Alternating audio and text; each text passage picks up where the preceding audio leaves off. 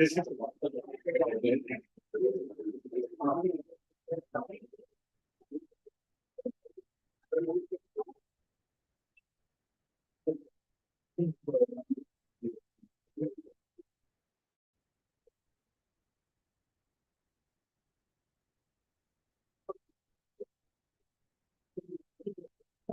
All right. Good evening, everyone. And thank you so much for your patience. We're ready to get started. Again, apologies for those in the room and online for the delay.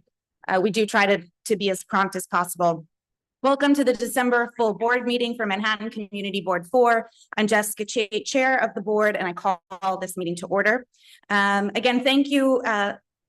Thank you for attending this evening and for all the work that everyone has contributed to the board and our community and I cannot believe as we wrap up 2024, I simply cannot believe that it's already December. As you all know, MCB4 has a hybrid meeting policy that can be found on our website. Board members are expected to attend meetings in person unless they have a disability and/or an extraordinary circumstance. Excused committee members and members of the public will still be able to participate virtually, and board members who are joining via Zoom must leave their cameras on. Finally, this meeting is being streamed live on our YouTube channel and a transcript is being recorded. The meeting will be live on our YouTube channel and accessible to the public. As a reminder to all, I know we have a lot of familiar faces, but also new ones. We always hold a public session. We typically ask that you sign up and encourage actually everyone to sign up in advance if possible. You could even sign up now for next month's meeting. The website is live and you're available to do that. Because tonight we have a public hearing as well, and we have a pretty robust sign up for that. We're going to do things a little bit differently if you haven't already signed up in advance or in the paper on the front. Tonight, we're going to ask that if you are online in particular, that you raise your hand for the public hearing now. And then as we come to a close on the public hearing, if you are online and haven't yet signed up, we'll ask you to raise your hand online for the public session. So just a little bit different, but we want to make sure we're being as efficient as possible and keeping people in their right for the subject that they're here to speak.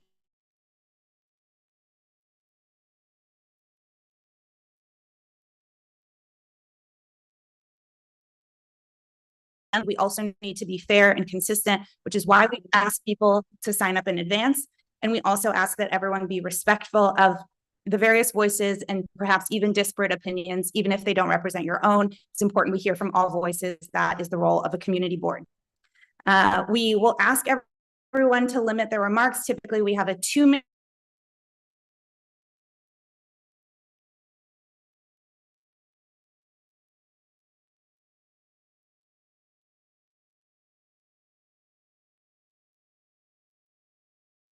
I also want to note just quickly at our last meeting, we had representatives from Midtown North and Midtown South Precinct community councils, both Dolores Rubin and Brian Weber represented them.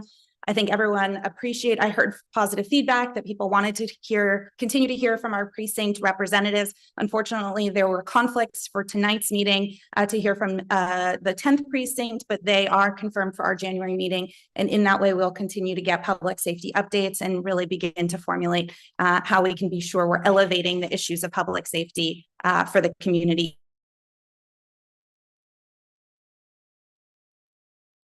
Western Rail Yards rezoning, I'll ask Paul Devlin, co-chair of Clinton Hell's Kitchen Land Use, to offer a few framing remarks and then welcome the public to speak. Paul. Good evening, everybody. So for tonight's public hearing on the Western Rail Yards, we have a lot of speakers signed up both here in the room and on Zoom. This is a very large and complex issue, and there's been a lot of confusion about some of the language we're using and what we're voting on. So I just wanted to take the privilege of a couple of minutes to describe what's actually happening so that when people comment, we'll understand what's going on. So this is a public hearing on the current ULURP for the changes proposed to the zoning at the Western Rail Yards within the Hudson Yards Special District. This application was presented at November's Clinton Hell's Kitchen Land Use Committee and subsequently at the Transportation Planning Committee.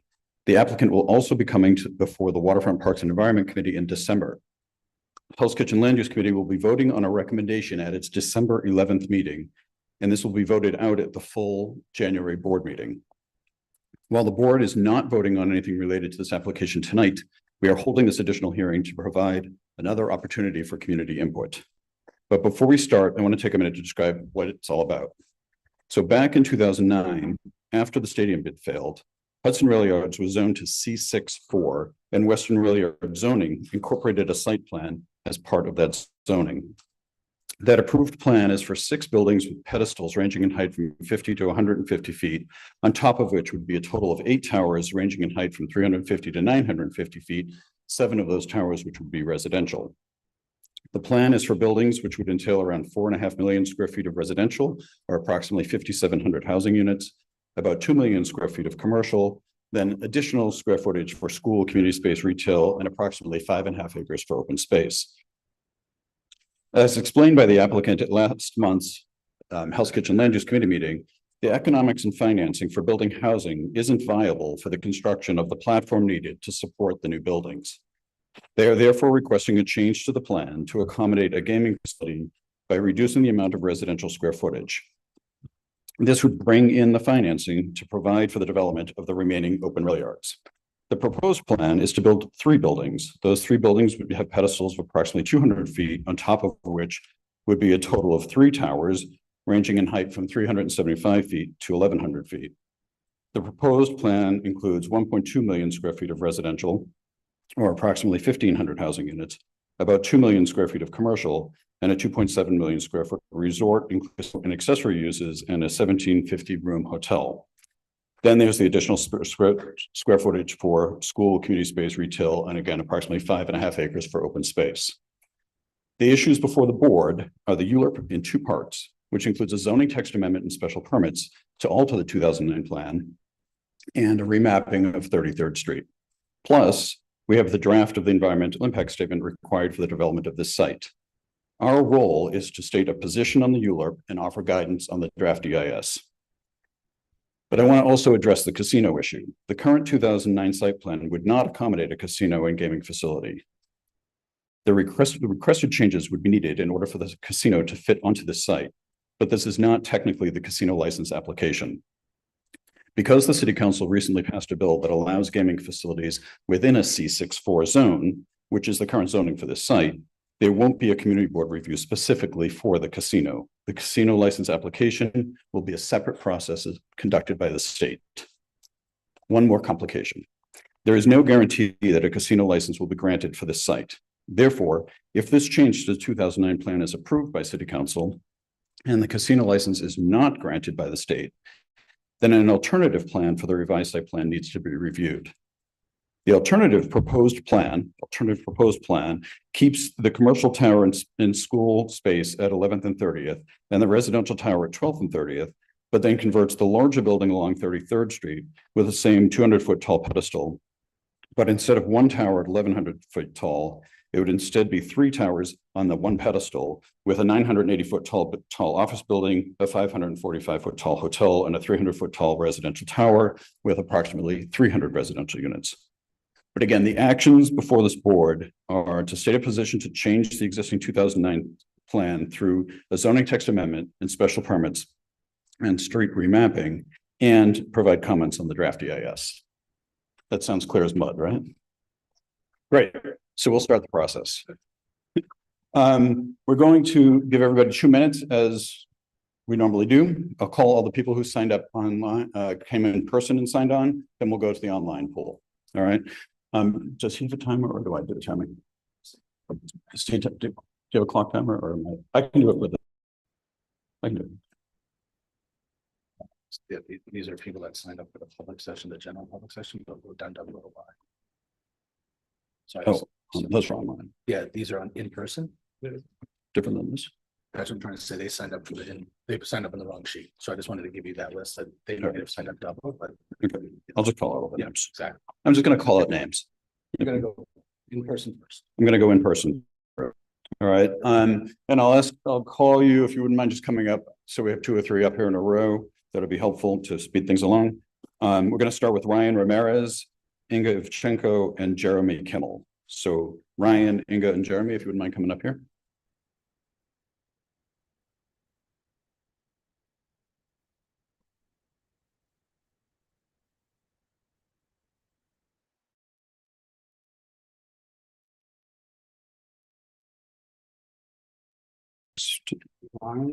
No, speak.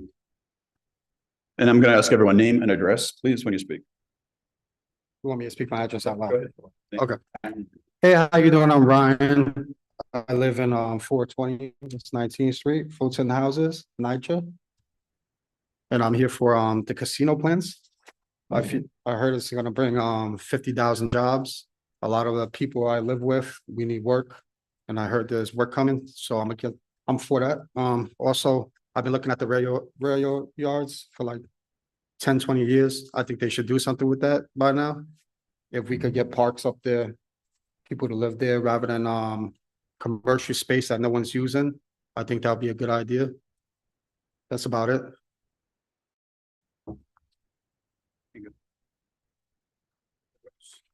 Hi, my name is Inge Evchenko. I live at London Terrace. I'm the president of the London Terrace Tenants Association. I'm also a board member, but I'm speaking for the Tenants Association. I'm going to read the letter that they drafted. So we strongly oppose the change to the 2009 zoning, and we for the overdevelopment of Hudson Yards, especially when the development does not include substantial affordable housing. What it does include is an ill-placed casino. As residents of West Chelsea, we suffered for decades during the initial development of Hudson Yards as multiple lanes of 10th Avenue were commandeered by construction firms, heedless to the effect of the change of the quality of life for the West Side. They made that disruption by using public space. Our streets were their staging areas.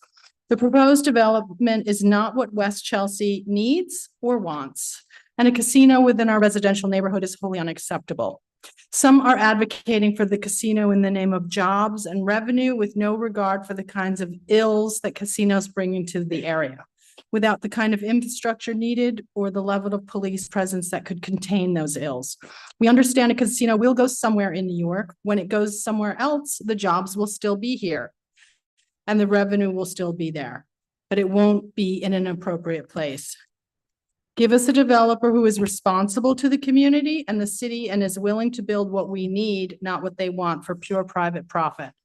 Finally, having three multiple large-scale developments such as the Western Rail Yards proposal, the proposed demolition and redevelopment of the two NYCHA, Fulton, and Cheliet Elsie houses will make life unbearable for the residents in Chelsea. Air, quality of life, noise, light, traffic, etc. How many more unintended consequences will we face that we don't even know of?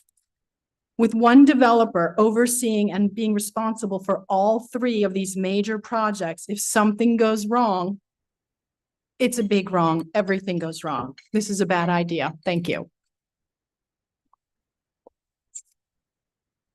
Thanks. I'm going to have Jeremy next, then Larry Lippman and Luis Conrad.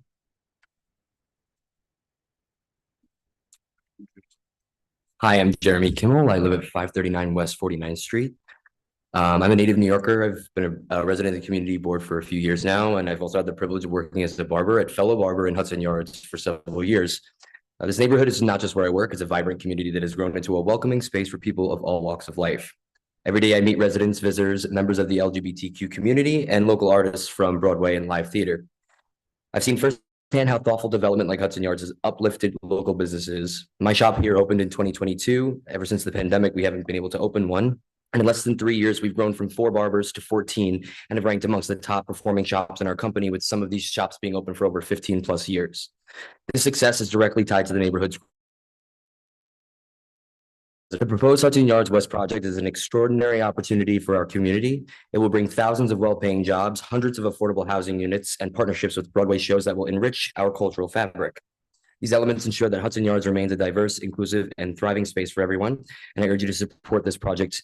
It's an investment in our community's future, one that fosters economic growth, inclusivity, and cultural vibrance. Thank you.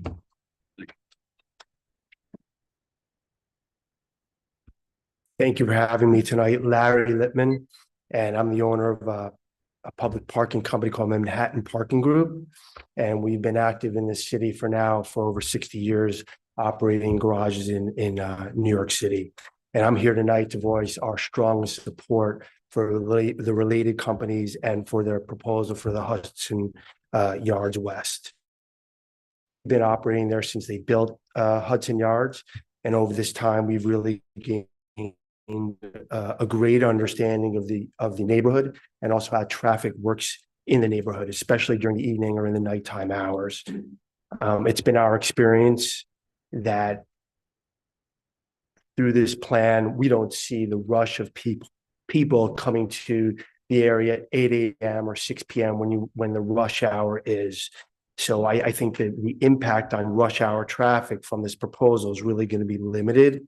Also, with our experience with Related, there's no one who plans, there's no one who coordinates, there's no one who does it like Related. And from my own personal experience with them for over 30 years, have no hesitation that they will adhere to their community benefits and build an amazing development that'll, benefit the entire city and everybody who lives and works in the area.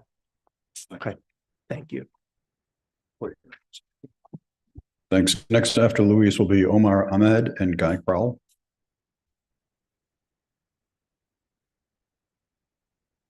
Good evening, everyone. I'm sorry for my accent. I study now. So thank you for the opportunity. My boss is for the meeting this now. The casino plans is good idea because the community is new experience. The opportunity for new guys is coming this country. In this, I work for the Hudson Yards 8 years ago. I come this city. I started Hudson Yards. I started this company for attendant parking. Thank you for the opportunity of everyone, people that related, because in the related training for the customer service, for the casino plans is a good idea for this garage.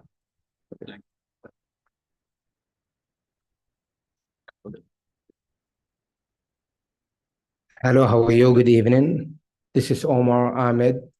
I'm owner of a store and it's located on 312 11th Avenue.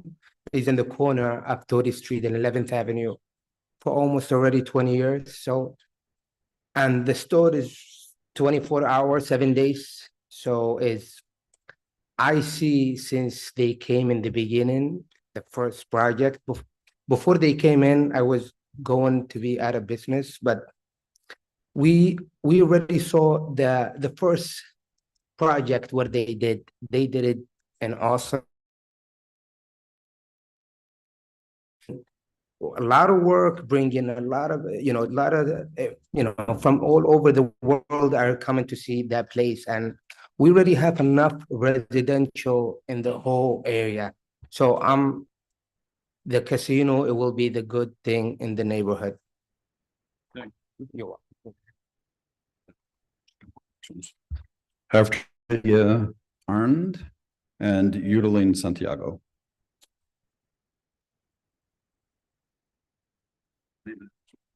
Guy Crowell, 400 West 43rd Street, Manhattan Plaza. I didn't write a speech, I just made some notes, so you have to bear with me here. I've heard all the proposals for the different casinos. So I know the Times Square Casino, to me, that would be a bust for the area with the traffic that's there right now. And the element that the Caesars hotel chain and casino goes out to try and get. I know the Wynn Casino, they go for more of the high-end people that fly in because they want a high-end gambling experience. They don't prey upon the elderly to spend their life savings. I've been to a few of their casinos out in Vegas. I'm not a gambler myself, but I've been out there on business. And you can go to the different casinos and see the type of people that the casino drags in. You can take a short trip to Atlantic City and see people sitting in there in their pajamas and hair curlers spending whatever money they have for the week. The Wynn, I know that they're not that type of a casino, which I would much rather welcome them than another casino in the neighborhood.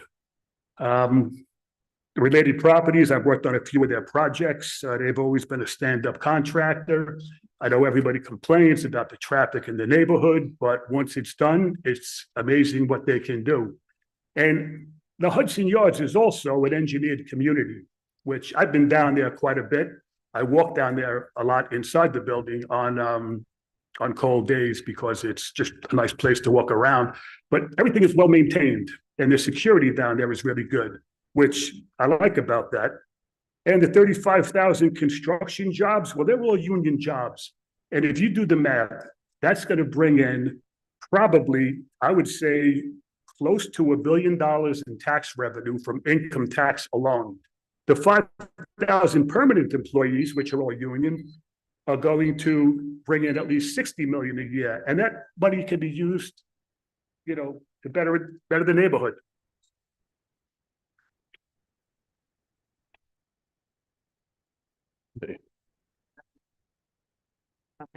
No. Just name Patrick. Hi, Lydia Andre, 352 West 20th Street.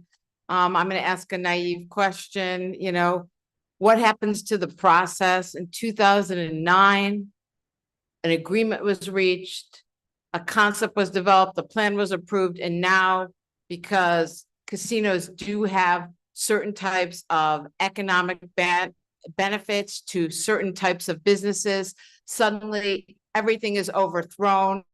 The amount of affordable housing in this plan is laughable. The impact on the community, not the community of businesses, but the community of people who live in Chelsea, that needs to be thought of, that needs to be discussed. Where are those voices in this process? This is an ill-advised plan. This is yet another grab for commercial economic space for a big developer. I don't know what kind of people are special about who goes to the wind companies, but the data on what is good about casinos and what is bad about casinos is well documented.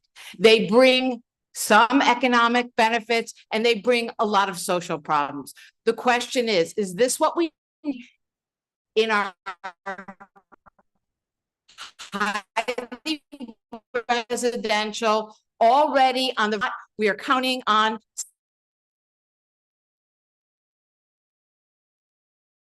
to come here, not necessarily just business owners who, yes, will no doubt have some economic upside from this. So please, let's all think twice before we move forward with this.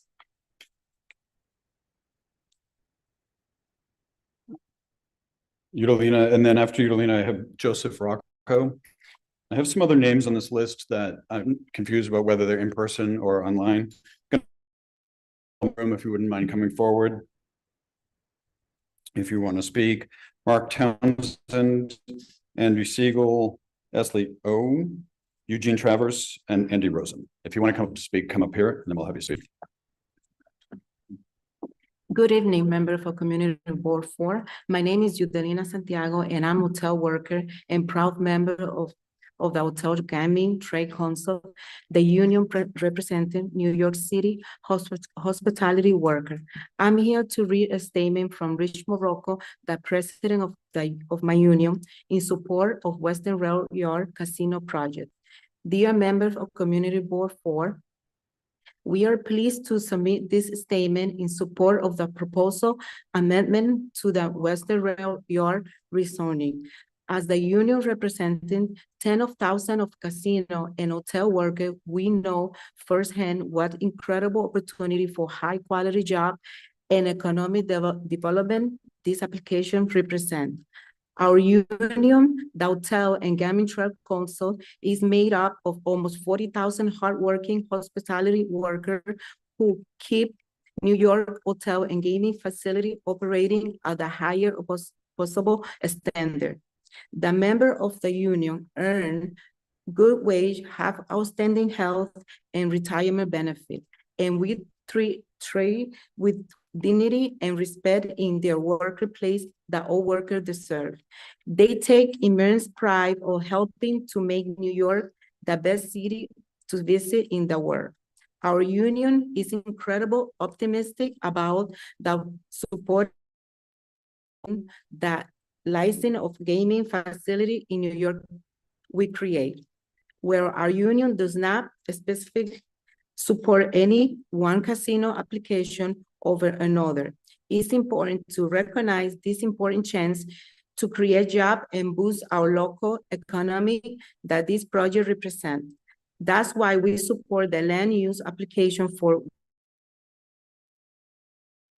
you and your colleague and your neighbor are reviewing. We urge you to approve this application so this project has the chance to receive consideration alongside other gaming proposals in the coming month. Thank you.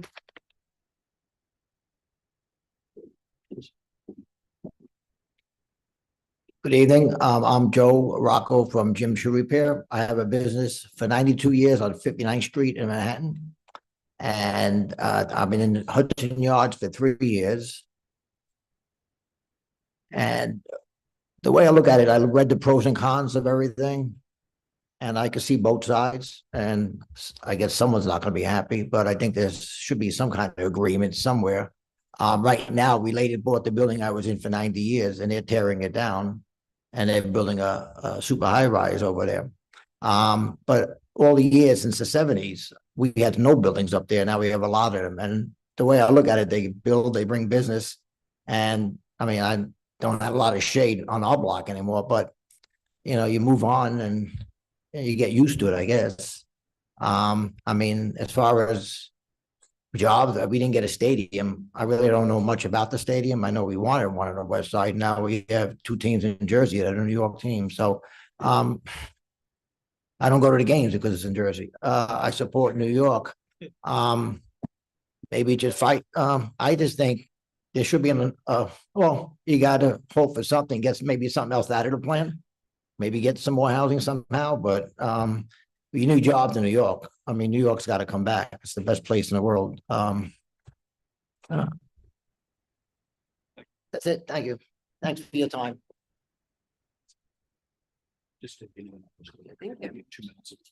Good evening. My name is Elizabeth Velez, and I have a small business based in Manhattan at 110 William Street, small woman-owned business, construction business. For me, this project represents the continued renaissance of this area that we call Hudson Yards. I had the privilege of working at Jacob Javits Convention Center in its various iterations. And I remember a time when it was very hard to even find a place to buy a sandwich. And Hudson Yards has kind of reformed this whole entire area. I am absolutely in support of the incredible development of the schooling, the union jobs, and the promise that they would, the related companies would reach out and help MWBE businesses to include them in the building of this amazing project. I urge this body to approve this land use reform. Thank you. Okay, I think that wraps up everybody in the room. If I've missed anybody on the Hudson Yards rail presentation. Okay. Where is Jesse? We're now going to go online, but our online master isn't here. You can do it? Yes. So Sally Greenspan, and then Janice Figueroa. People online, Sally's hand is up, and I see she's moved over already. Okay. And yeah, and anybody online who signed up, Janice Figueroa, Charles Bonello, Johnny Green, Brian Persico. If you could raise your hand to help Jessica find you, that would be great. Sally, you're on. I'm here. Can you hear me? Sally, name and address for the record, please, and you're ready to talk. Okay, Sally Greenspan. I live in Chelsea on West 19th Street. Can you hear me? Yes, yeah. Go ahead, Sally. Okay. Yeah, so hi. So I'm speaking here today as the president of the Council of Chelsea Block Associations. I am representing 79 blocks in Chelsea and 4 tenant associations. That translates to thousands of people. So this is not my voice speaking for me.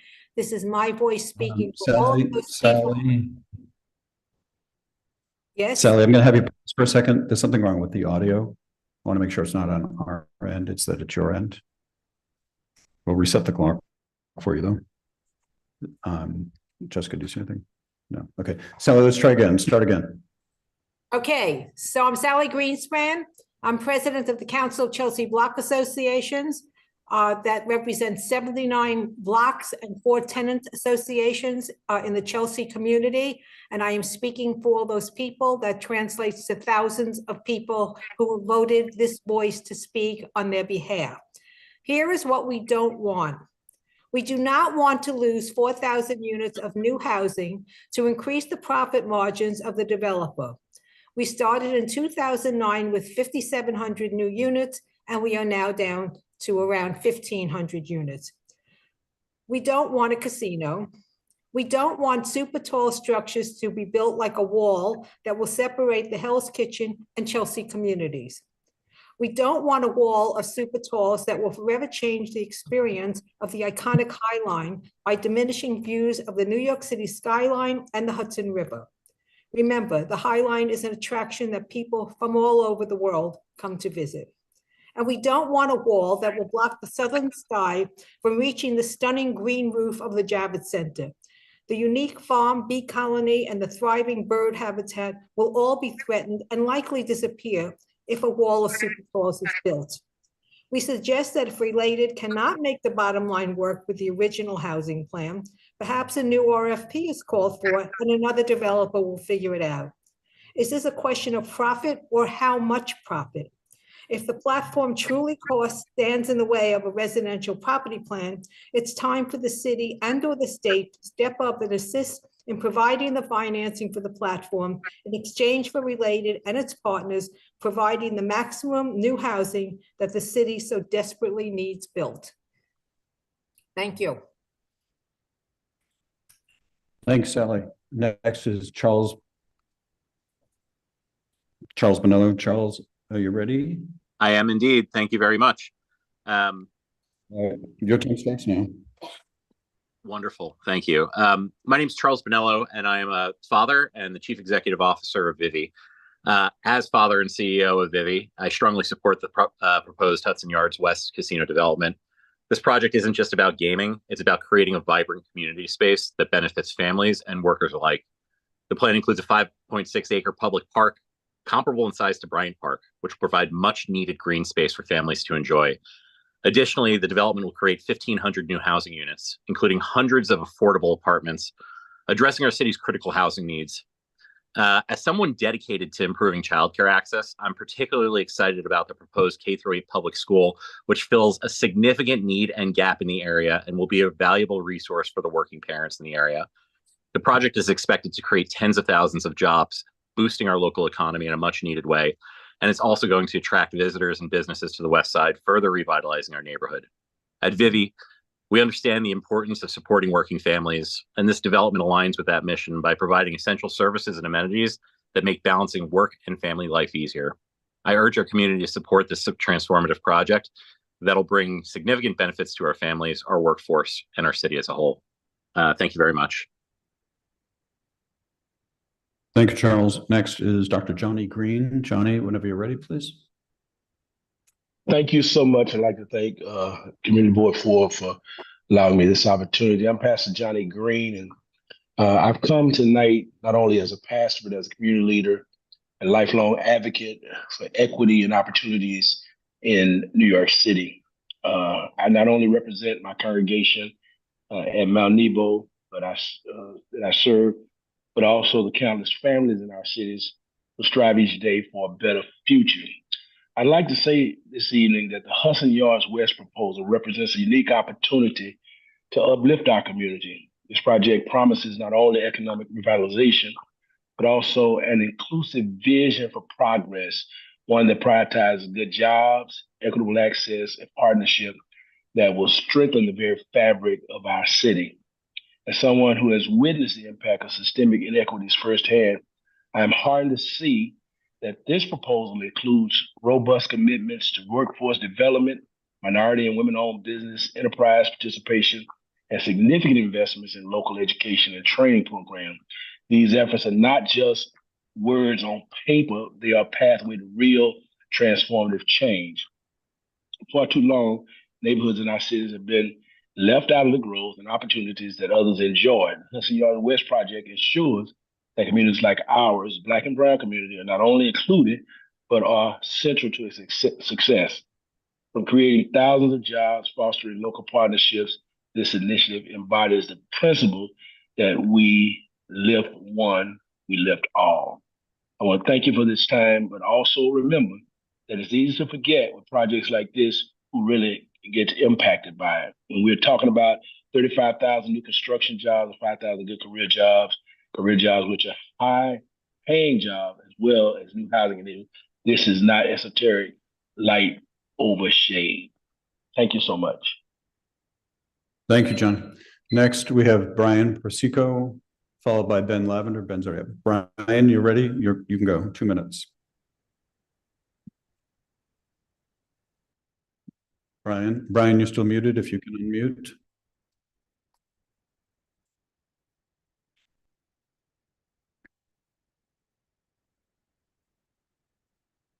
Ryan, we're going to move on to the next name. We're going to go to Ben Lavender. Ben, if you're ready, if you can unmute, you can start, please. Howdy, can you hear me? Yes, Ben, go ahead. Your 2 minutes starts now. Beautiful. Hi, everyone. Good evening, members of the community board. My name is Benjamin Lavender, and I'm here representing SEIU Local 32BJ. 32BJ is the largest union of property service workers in the country, representing over 175,000 members.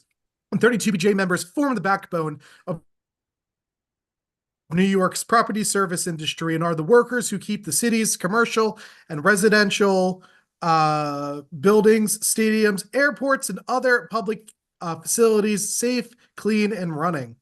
32BJ is here in support of related companies' ULURP application for the Western Rail Yard modifications. The application proposes a mixed-use development inclusive of over 1,500 new units of housing, new commercial office space, over 5 acres of public open space, and more on the currently undeveloped Western Rail Yard in Manhattan's Hudson Yards neighborhood. I am pleased to report that 32BJ has secured a credible commitment from related companies for the creation of good jobs for the workers who will permanently staff the residential and commercial office portions of the proposed development. These workers will join the hundreds of 32BJ residential workers, commercial cleaners, and security officers who work at related companies' properties across the city. In addition to the important job creation that will come with this project, the developer has proposed the construction of 1,507, very specific, new units of housing, including 324 income-restricted dwelling units. Large-scale mixed-income residential projects like this are crucial to chipping away at New York's massive housing shortage. 32BJ is proud to support this ULURP application and looks forward to the approval of this proposal. Thank you for your time. Thank you. Brian Persico, we're going to try you again. Brian, can you hear me now? Hello? Brian, yes. Now we can hear you. Go ahead. You have 2 minutes. Good evening. Thank you very much. My name is Brian Persico, and I'm both a resident and a business owner in Hudson Yards. I live in 35 Hudson Yards, and I have to say that the whole West Side yard block right now serves no purpose except for attracting crime. My girlfriend walks to the gym every morning, and she's constantly harassed by the people who are camping on 30th Street. I always go for runs in the evenings, and I see people doing drugs both on 33rd Street and 30th Street. Therefore, if Related wants to offer a beautiful park the size of Bryant Park, luxury building, a Wynn Casino Hotel, schools, and increased security, by all means, yes, absolutely yes. Start as soon as possible. I'm planning to have a family soon, and I don't intend to stay in Hudson Yards if it's going to remain the way that it is now. And as a business owner, one of my cafes is right under the High Line on 28th Street. Oops, we dropped somebody. I should put this lower so I'm ready. Sorry, we'll bring it back. In the meantime, let's go to Janice Figueroa, and I'll remind people on Zoom, if you're not speaking, if you wouldn't mind muting yourselves. So Janice, if you're ready, you can start now. Yes, hi, thank you. My name is Janice Figueroa. I live on West 13th Street, and I am a volunteer with the High Line. And I'm here to speak about the benefits that the High Line brings to the communities for over the last 15 years. And that's my experiences from speaking to hundreds of thousands of people, not all hundreds of thousands, but of thousands of people in the last couple of years that I've been a volunteer to understand their experience on the High Line. And I believe that the High Line should not be jeopardized by this new development plan. The High Line provides a really unique way for visitors and for residents of the city to see and interact with the neighborhoods that the High Line wanders through. People get off the High Line, they visit local stores, they visit local restaurants, they visit local galleries, they improve the local economy. It improves the local economy by allowing people to interact with the city in a way that they wouldn't without the High Line. The new development plan really makes what is a really unique experience into something that's just kind of an ordinary walkthrough around a building. And it doesn't allow the High Line to do what it does so well, which is to make an experience that is like no other in the city. If you block off the High Line with this giant podium of a building that's being presented, and it's just going to jeopardize the experience that people have on the High Line. And I'm concerned that it will reduce the,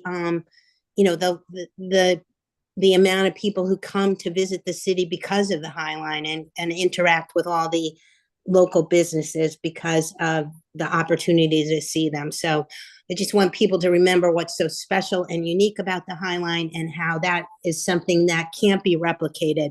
And if it's jeopardized, it really will go away, and it'll make a huge difference to the economy, I think, of the different neighborhoods the High Line goes through. Thank you. Thank you, Janice. Appreciate it. Brian Persico, I'm going to come back to you. You have about 30 seconds. We dropped you unexpectedly. I apologize. So, Brian, if you want to submit your closing statement.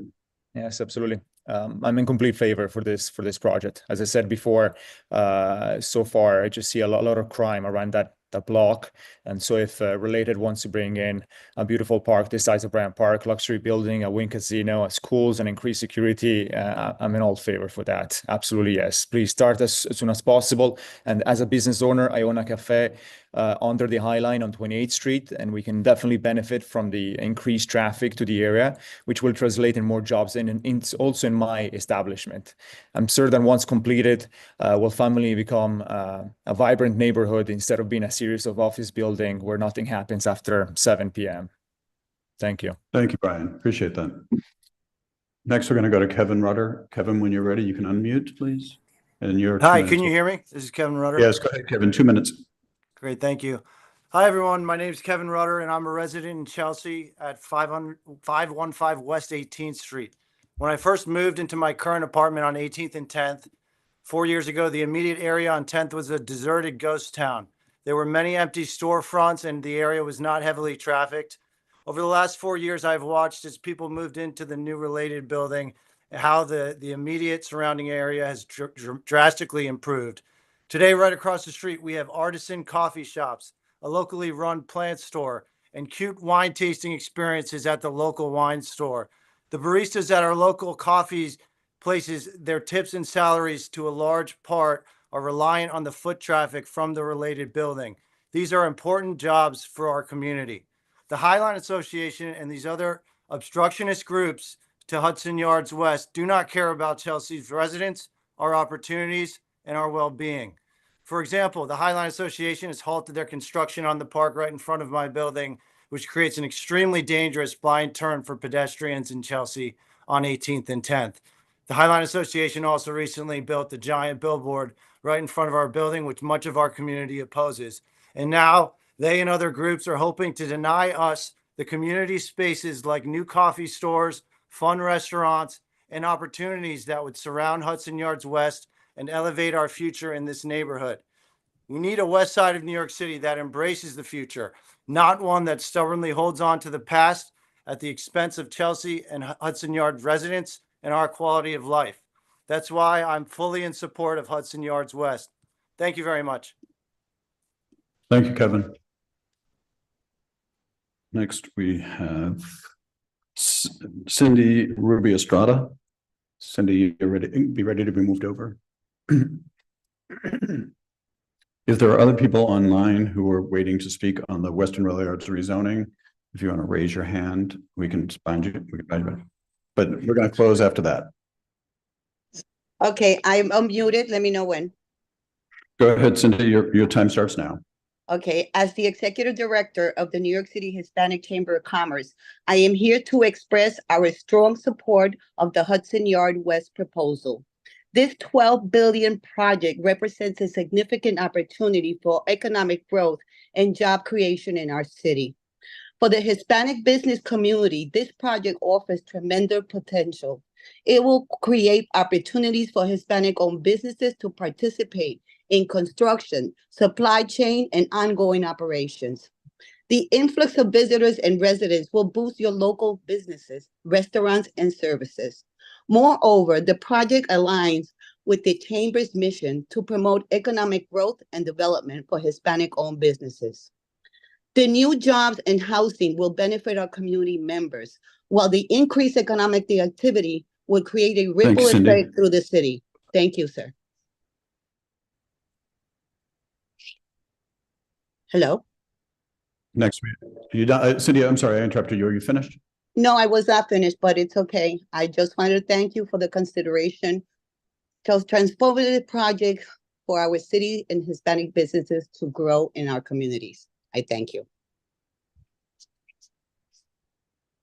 Thank you. Next, no,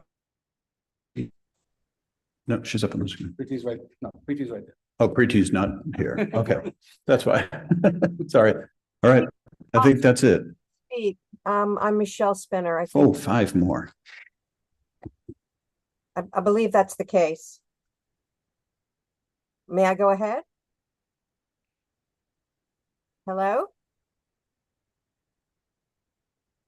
May I speak? Somebody signed on as Preeti, but isn't Preeti. No, it's Michelle Spinner. Okay. All right, Michelle, go ahead. Just give us your name and address for the record, and then Yes, 2 my minutes, name we'll is sort it Michelle out. Spinner. I live at 430 West 24th Street. I'm the Vice President of the London Terrace Tenants Association, the Tenants Association of the 1,000 apartment block known as London Terrace Gardens. And we are opposed to the new proposal. At the previous meeting, Related presented that they have changed their plan for the site because things have changed since 2009 and the market no longer supports the building of luxury housing in the Western rail yards. Indeed, much has changed in Chelsea and in New York City since 2009, and the need for a substantial amount of truly affordable housing has now become desperate. I've heard Related say that their casino plan also includes 1,500 new apartments, but that's less than half of what Related promised in 2009. If Related cannot be prevailed upon to build additional affordable housing and decline to build a casino that no one needs or wants in this part of the city, then we feel they need to step away from the project. We want Related to do what they promised originally or get out of the way so that we can have something that truly serves this community. I also want to second all of the things that Sally Greenspan said. She spoke very clearly about how many of us feel, many of us who are residents in this neighborhood feel about what the changes to the new proposal would bring to us. And we're adamantly opposed to it. Thank you very much. Thank you.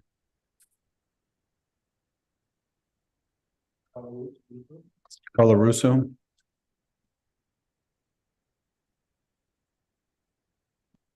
Hi, good evening. Can you hear me? Yes, go ahead. Say your name and address for the record, please. Oh, yes, this is Carla Russos from Ryan Chelsea Clinton.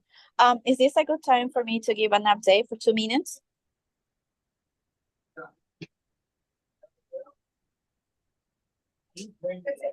Can you hear me?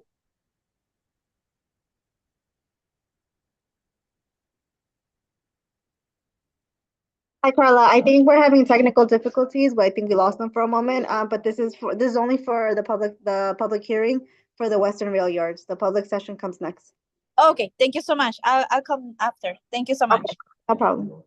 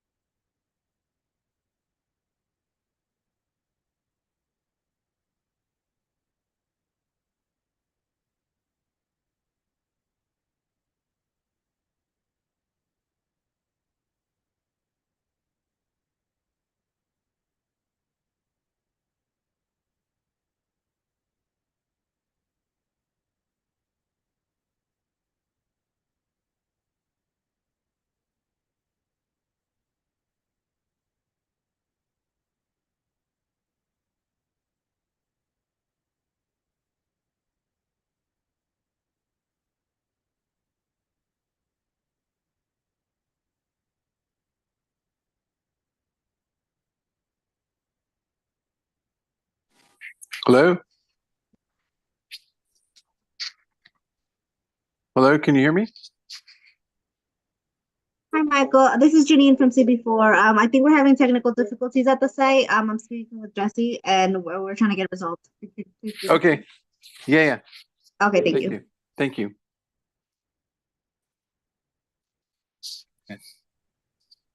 Hey guys, if everybody online can hear me, we lost our feed, so give us a couple minutes. Okay, thank you. Actually, Michael, if you want to go ahead, go ahead. I can go ahead. You want me to go ahead and speak? I'm sorry, Jesse. Did you want me to go ahead and give my presentation? People in the room can still hear you. Sorry, say that again, Jesse.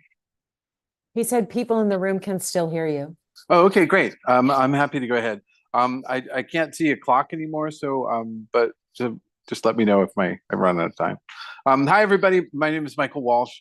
I live at 121 West 20th Street, and I'm the president of the Friends of Chelsea Green Park, and I'm also involved in the PS11 Aid Foundation and a member of CCBA. As a longtime advocate for green open space, I have deep concerns about this rezoning. An extensive open space plan is being replaced by a narrow path that will cast, thank you, a shadow most of the time. The quantity of space may be the same, but the quality is degraded, and that's a problem. In addition, the 2009 plan reopened the street grid, inviting the people back into the space. The new design eliminates the street grid, which closes off access to the open space in a way that makes this public space feel privatized. And as someone who's deeply involved in a neighborhood school, the notion of a public school that is part of a casino complex is deeply disturbing to me. Finally, the effects of the rezoning on the High Line are unacceptable. So I urge the board to reject the rezoning application. Thank you very much for your time. Thank you, Michael. And Candida Montero. You unmute, please. Can you hear me? Go ahead. Yes, go ahead. You have 2 minutes. Yeah, my name is Candida Montero. I'm alumni from member of the Highline Neighborhood Council, and I live in Elliott, Chelsea as well. Here, what I don't like about development plan, it take public space and basically make it private. And I remember in 2009 plan, the open space opened up for the park and also for the streets. Now it's closed off. My question for Relate is, do you really think we need what is basically another gated community in New York City? Thank you.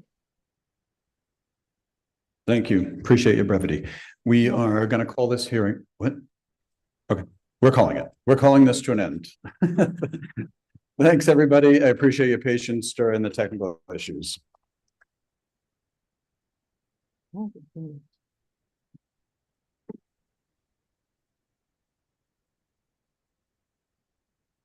So with the conclusion of the hearing, we are going to commence the public session portion of the meeting. Given the length that the hearing took up, I'm going to request that participants limit their comments to 1 minute as opposed to 2 minutes. If you have a 2-minute statement, I do apologize, but I think it's probably in the best interest to keep the meeting moving. I'm going to start with the in-person signups, and then I'm going to move to the online. The first name that I have here is Henry Schlesinger.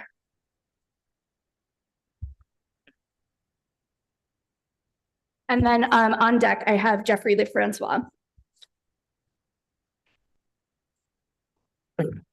I'm Henry Schlesinger, 405 West 23rd Street, London Terrace Towers. So now I have a minute. So what I will say, in addition to happy holidays, is I have seen a lot of these cannabis dispensary applications, and I'm going to talk about briefly the disconnect between what they tell you and what's reality. Zero tolerance for loitering, was we heard. You can loiter. We stand outside London Terrace Towers day and night with our dogs and dogs. We can loiter. No consumption with 40 feet of entrance can't be enforced. Who's going to enforce it? The security's inside. No sales to anyone under 21. I can attest that you can buy liquor, cigarettes, cannabis from a 21-year-old around the corner. No problem with that. We had zero contact by the two investors. They did not even introduce themselves to the Cannabis Task Force when they appeared on the 21st of November. They sent 4 surrogates, and it was basically a train wreck. And I thank the Cannabis Task Force for denying the application, and thank you. After our next speaker, we will have Glenn Johnson and Lissy Johnson. Good evening, everybody. Jeffrey LaFrancois, Hell's Kitchen resident, here as a member of the public. Lovely to be here. 2 things this evening. Really excited about the transportation letter on the study about Route 9A, but I told Christine and Jesse we need to pump it up even further. The state DOT was famous for its ineptitude. They built a new bridge across the Hudson River and didn't plan for rail capacity. We need to push for big request that we add language around an urban designer being on the team, not just a giant infrastructure planner, and also that you reference the Manhattan cruise ship terminal. This segues to the next point. I can't be at WPE next week, but we're not getting shore power, we just learned, anytime soon. And EDC has decided to kick off a public engagement process around a new terminal, which is long overdue. I can't be there, but we need to ensure it provides for a public promenade that connects Hudson River Park piers to the south with the wonderful stuff going on in the north, and also hold the feet to the fire. If they renegotiate this lease, make sure the terms are strong, and that the capital costs are not just coming from the city and the state, but also from the cruise ship companies who dump tens of thousands of pollutants into the air every day. Happy holidays, everybody. Good to see you all.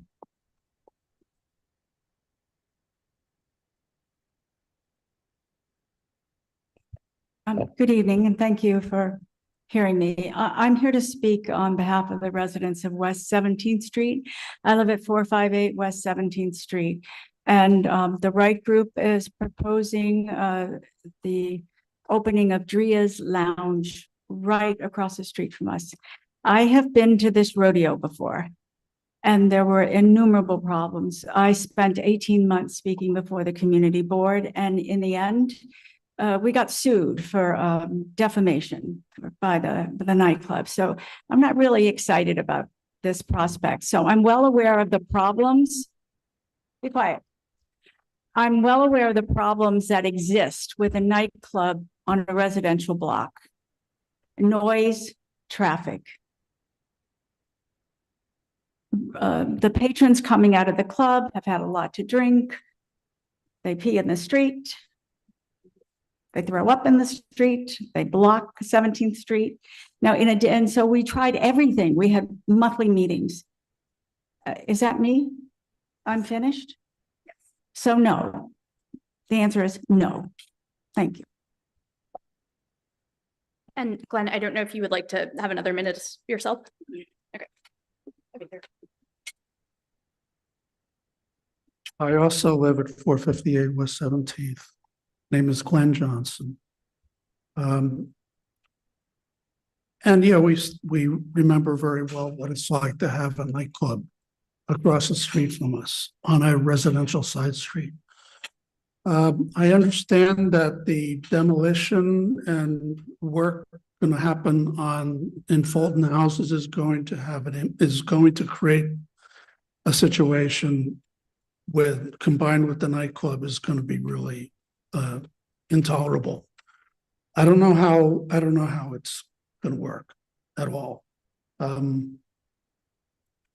Yeah, it's going to be worse than it was before.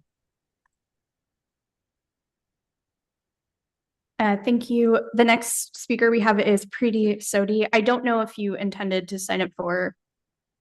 She's saying no. Okay, very good. I have Lydia And is what I am reading here. If that is incorrect, do we have a Lydia? And you would like to speak on in the public session as well?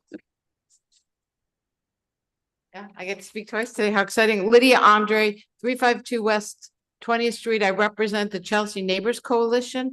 I just really want to encourage the community board to send the letter to the elected representatives that is on the agenda for tonight.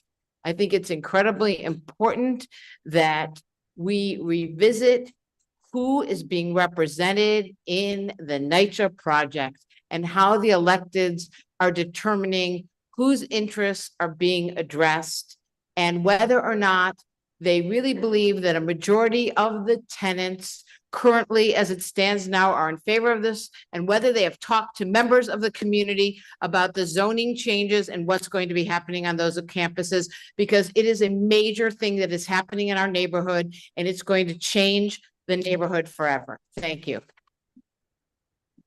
The next speakers that we have are Renee Kett and Salinas Miranda.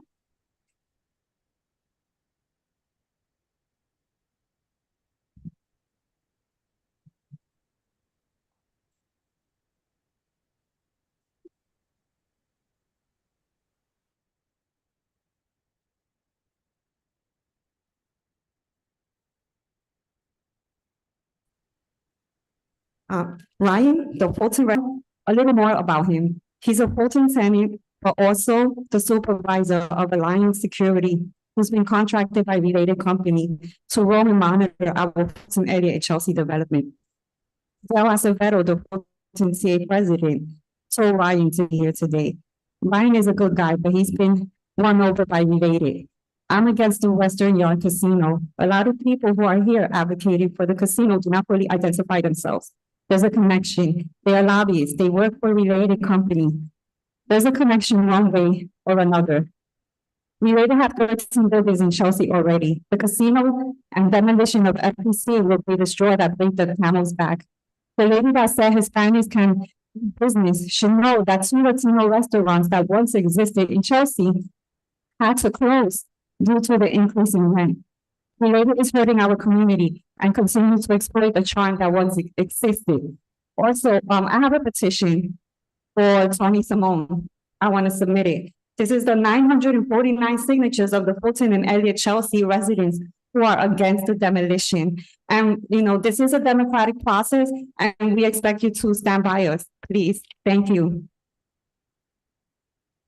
And after Renee, we do have Mr. Anthony is signed up. If you're in the room, feel free to walk up.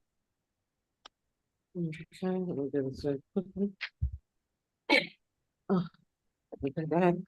no, sorry. There's After, two after Anthony's? Renee. Okay. After Renee, Okay. yes. My apologies. Renee. Okay. So we are told that the mixed income buildings planned for the site will fund the project-based Section 8 housing. First in NYCHA will lease the land for 99 years under a long-term ground lease. However, clarity is lacking on critical points. How will the value of the land where these mixed income buildings will stand be used as a funding source?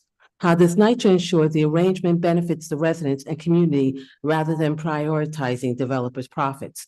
And of course, according to letter 29, it seems to say that the money, the funding is not going to FEC. It will actually be going to fund NYCHA itself. We are human beings. We are not to be leveraged and used to balance the budget of an agency. We need to stop having developers who use their profits over people. That needs to stop. Meetings continue to be held in secret with little effort to involve or inform the wider community. The move-out date is being circulated as April 2025, yet residents have not adequately engaged in decision-making. Thank you. Thank you very much. My name is Anthony Tyrone. I live in 300 West 46th Street for about 41 years, and I'm the president of that, founding president in that building. However, I won't say much because I hear the same, basically the noise. The noise has been a big problem on 8th Avenue. It keeps the seniors and the disabled people awake on 8th Avenue all night. My landlord is Joe Restuccio, which is, we just know each other for quite some times. So, but the main thing is everybody done said basically what I wanted to say. The noise is a big problem. And if it's not NYPD, it's the FNYPD. It's consistent. We have the pedicabs that play loud music completely 3 o'clock in the morning, 4 o'clock in the morning. That's a big issue because my window is there and I record these things. So I don't want to give much time, but I haven't been at the community very long time, and I'll talk to my landlord. We can talk about some things later, which is internal. Thank you very much. Thank you. I believe that it concludes everyone in the room. If you think I've made an error with the in-room sign up, please let me know. Yes. Okay. Are you able to speak now? Perfect.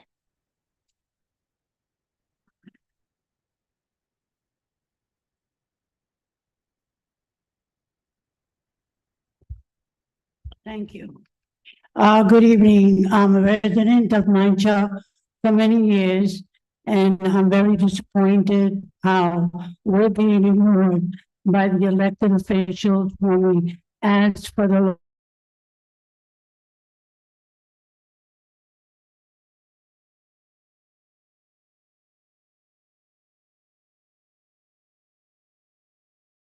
people.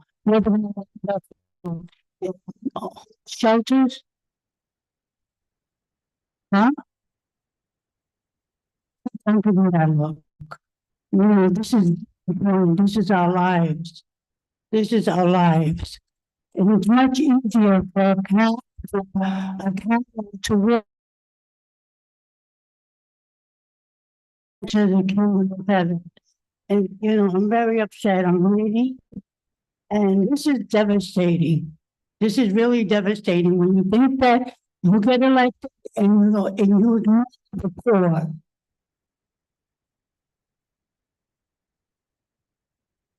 Thank you very much. We're going to move to the online portion of the meeting. The first sign up that I have here is Nasha and Jaren.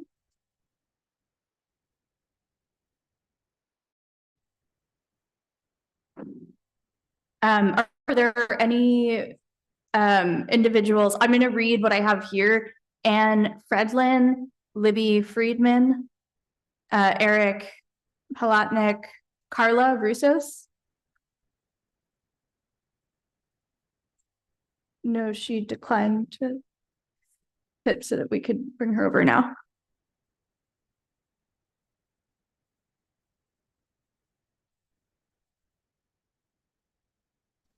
Hello, good evening. Can you hear me? Yes. Oh, awesome. Hello, good evening, everyone. Happy holidays. I'm Carla Russos, and I'm here representing Ryan Chelsea Clinton Community Health Center.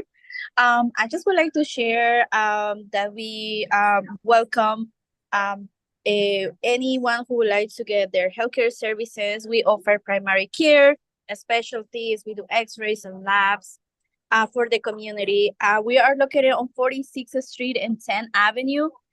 We serve the New York City and the Hell's Kitchen and Chelsea area.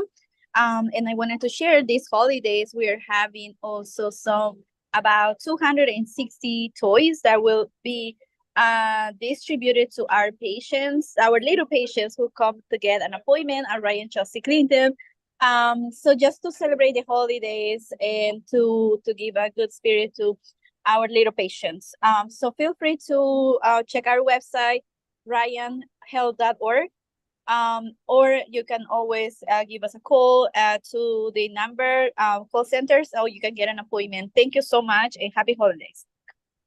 Thank you, Carla. I'm going to just check if we have Kevin Rudder, Wright Harvey, or Jacqueline Lara. If you are online, please raise your hand so that we can bring you over.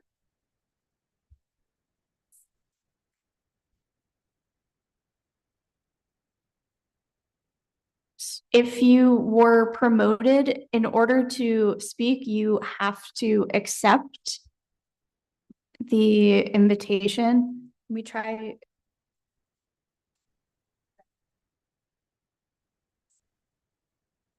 If you would like to speak, we're lowering hands right now. Please raise your hand again. We will ask to promote you to speaker, and in order to speak, you must accept, and then we can have you speak.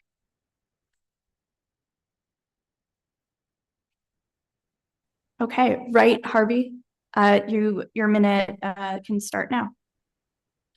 Good evening, everyone. I think I may have signed up for the wrong session. I should have signed up for the session before. My name is Wright Harvey. I'm a small business owner. I run an art gallery that is under the High Line on 28th Street. And I'm really here to represent the local artist community. We're a mission-driven gallery with the purpose of connecting our artist community to our artist community with opportunities. And I wanted to voice my strong support for related companies and their plans for the Western Rail Yards. I wanted to make a couple points. One being, someone voiced a concern about related being the one developer to handle all these properties. And I would say, from my experience, they're the absolute best developer you could work with. For anyone to develop this property, you couldn't get a better company than Related. To see what they've done in the Hudson Yards and around the country, they work at the highest degree of excellence, highest degree of integrity. The buildings they built, the infrastructure, the tenants they bring to the neighborhood is all at the highest order. The community spaces. Thank you. Can you please wrap? We are going to just end the minute here. If you, I believe we'll have additional opportunities at the committee level as well as at the full board next month to speak on this matter. Thank you. Oh, is that my minute? Yes. Oh, that was fast. So I'll just say I'm a small business owner. I'm also a father raising my family here in the city.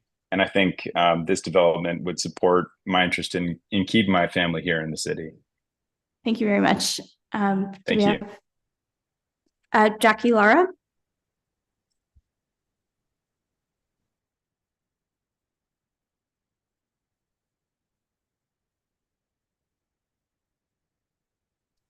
Hi guys, can you hear me? We can hear you now. Thank you. Jackie Lara from Fulton Houses, 22-year resident. I wanted to speak today about the demolition that they're proposing in Fulton. I'm against it. And I don't know if this is a done deal. Nobody has, but they're putting flyers in our mailboxes of the new Hudson Yards West. And to be quite honest, it looks really beautiful, but it just reminds me of Munchkin Land of The Wizard of Oz. I'm against this demolition, and I will always be against it. And I think we should stop this demolition ASAP. Thank you. Thank you. Sorry. Anne Fredlin.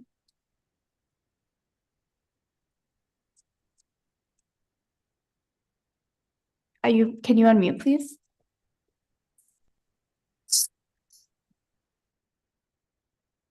Anne, can you hear us?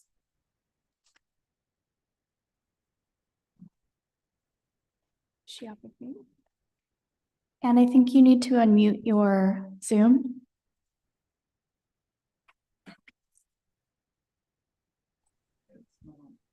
You're unmuted. Can we hear you? Or can you hear us? I can hear you. Okay, your minute begins now. Okay. I am speaking to you about Breeze Lounge on West 17th Street. At the last community board meeting,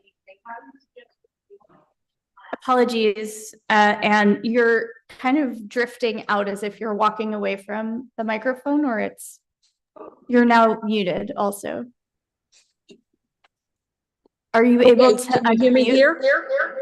We can hear you. I think pardon? Can you hear me? Oh, I don't know if you have multiple devices going. How's this? That's much better. We can reset your minute. I'm speaking to you on behalf of Breeze Lounge on West 17th Street. At the last community board 4 meeting, they highly suggested for the owners to step into the lobby and exchange information with the tenants that wanted to meet face to face, do a walkthrough, do a traffic study, do a sound study. We did all that at the suggestion of the community board. Have the owners reached back out to us to actually have that walkthrough in a face-to-face meeting? Absolutely not. What we did get was an email last week, still with no sound study, still with no traffic study, still not living up to what the community board and the residents have asked.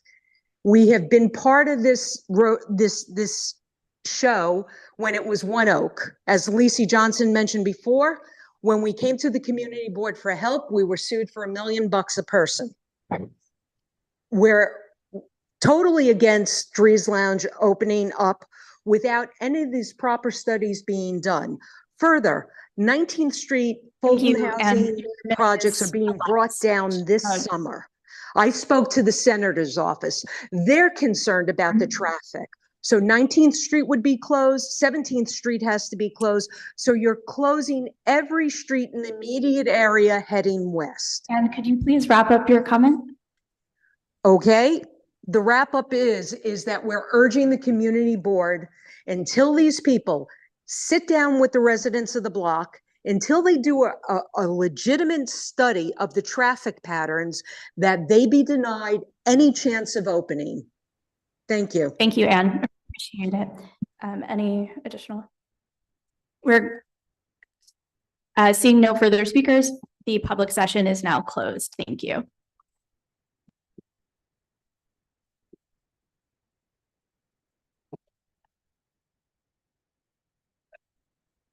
Thank you all for your patience. As you know, it's very important that we hear from everyone. I know it is obviously time consuming, but it is important. As we move forward, I want to thank also Roberta for stepping in for Leslie, who is out today. Thank you, Roberta. You all have a copy of the agenda. Can I get a motion to adopt? Thank you. All in favor? Thank you. Any opposed? All right, thank you. For the minutes, thank you again to Katie Stokes and Alice Wong for the minutes. Can I get a motion to adopt the minutes? Thank you. Second, thank you. All in favor? Thank you. Hands up. Any opposed? Okay, thank you. I also want to acknowledge and thank Alice. This was her last contribution to the minutes, as I understand. And so thank you very much. And of course, to Katie for both of their steadfast commitments to the role. Thank you very much. We'll now move to our elected officials. As we all recognize, it's quite late, but we are very fortunate to have Tony Simone here with us. So please join us here, and we look forward to hearing. Thank you, Jessica. I'll be brief. I know you have a long agenda. I'm Tony Simone, the Assembly member for the West Side.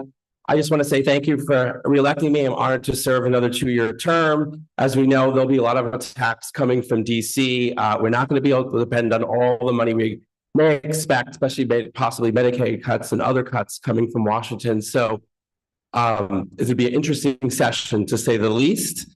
I will briefly talk about the public safety issues we've been dealing with and the mental health crisis. I'm going to go back to Albany. It won't be an easy lift, but I'll be supporting my colleague from Queens, Ed Braunstein's Supportive Interventions Act that allows involuntary commitment of people who are a threat to themselves or others.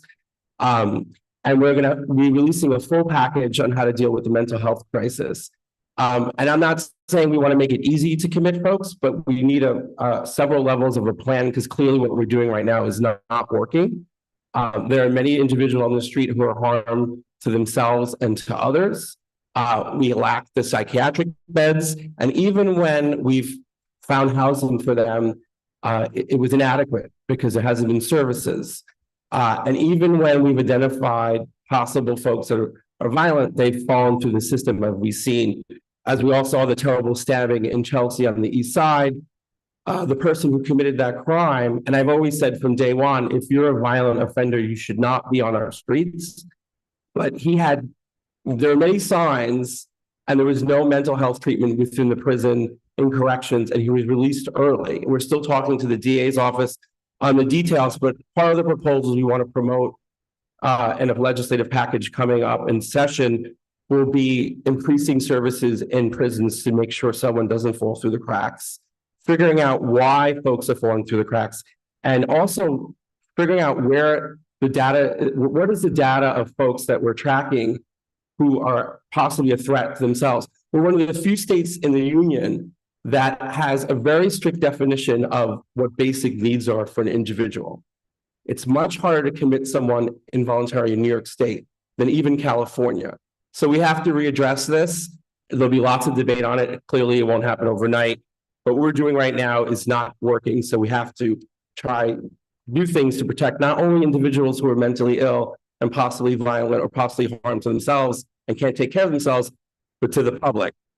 A different issue, the ballot box bill, I decided to announce that the governor signed Senator Brad Wyman Siegel, my bill, about putting out ballot boxes like they have in Oregon and California for early mailing and absentee ballots, secure boxes. I know there was a lot of fear from the Republicans there would be fraud. They always seem to be upset on the floor when we want to increase access to voting, but they would be secure in post office and other places. BOE would have to work out the details before they were actually placed, but it increases voter access, and we're glad the governor signed that bill. We saw in this last election, one of the biggest complaints was affordability, and I believe one of the big issues to tackle affordability, which CB4 thankfully has been a leader on, is increasing housing for everyone, middle-class housing, supportive housing, and yes, that includes increasing supply, clearly not just in the west side of Manhattan, but to my neighbors and my colleagues in Queens, you need to build by the trains. You need to build, make sure the basements are legal. You need to make sure that not everyone is only a one-family home anymore. If you build 100 units per district, you'd almost meet the crisis. So it's not going to be easy to convince everyone, but as you can see, we lost a congressional seat over this, and we'll lose more congressional seats because places like Austin and Minneapolis are ahead of the curve. They're building housing. Their rents are going down. Those folks are buying homes. New York needs to lead on this, and we need to stop being afraid that our neighborhoods are going to change drastically. They won't. No one's saying we're going to change the character of Chelsea or the West Village, but we need to build homes for everyone, middle class and supportive housing with services, which also tackles the mental health crisis. And lastly, but not least, two quick things: corporate greenwashing. I'm sponsoring a bill with Senator May. As we all know, lots of companies advertise that they're environmentally conscious. A lot of times they make this up just to get your business. We would make it, we wouldn't have financial penalties necessary right away, but you would be able to take them to court if they lie about being environmentally conscious. The AG would be able to sue companies that lie that they're environmentally conscious. It's called greenwashing. We'll be talking about that more as we move forward. And a fun thing we're having a toy drive at our office in December. And you can drop off toys to donate at our office at 214 West 29th Street, Monday through Friday. And I forget the date of the actual event, but we'll be posting it online and emailing the community board. But thank you for all your work, and I hope I was quick enough. We're going to stick to folks in the room. So we're going to have Jordan Feiner join us on behalf of the council member. And for those who don't know, this is Jordan's last time with us. So another round of applause for a public servant. He's moving into a new role. So we'll be seeing him. But thank you. Hi, everyone. Jordan Feiner, Budget Director, Liaison to Community Board 4 in the Office of Councilmember Eric Bonter for the time being. Two quick updates.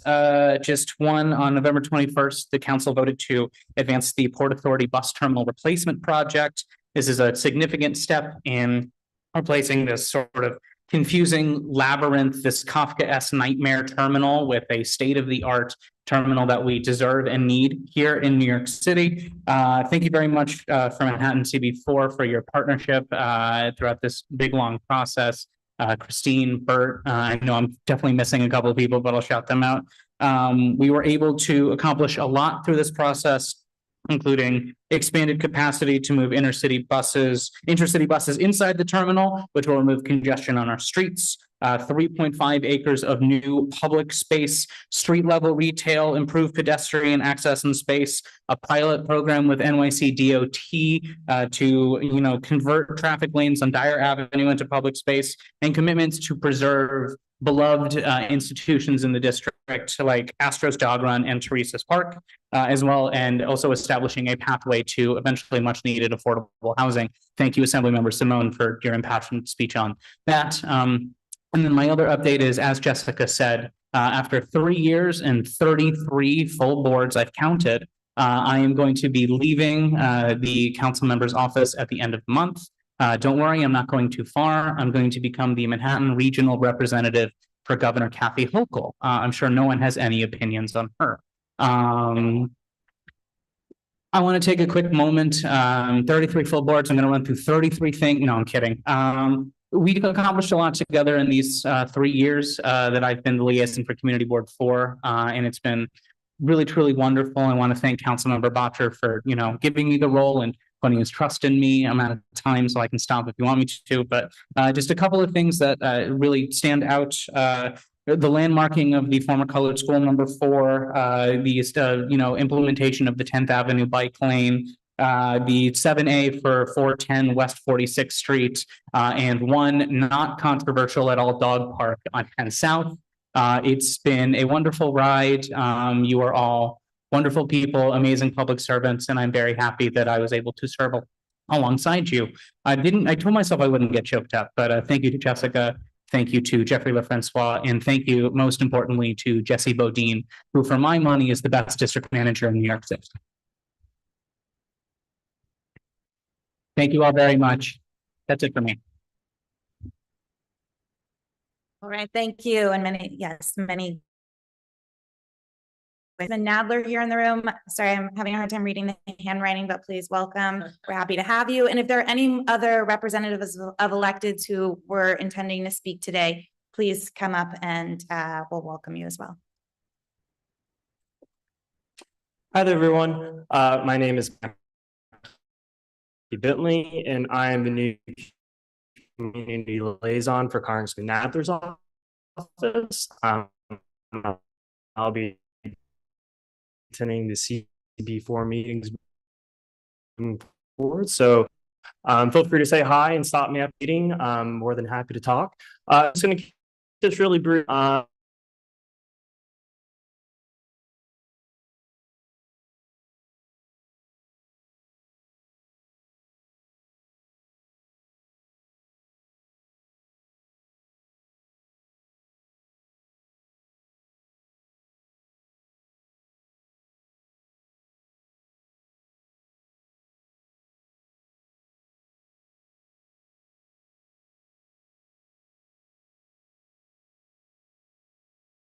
I would recommend to get that done sooner rather than later, because who's to say that there'll be a Department of Education here in a few months.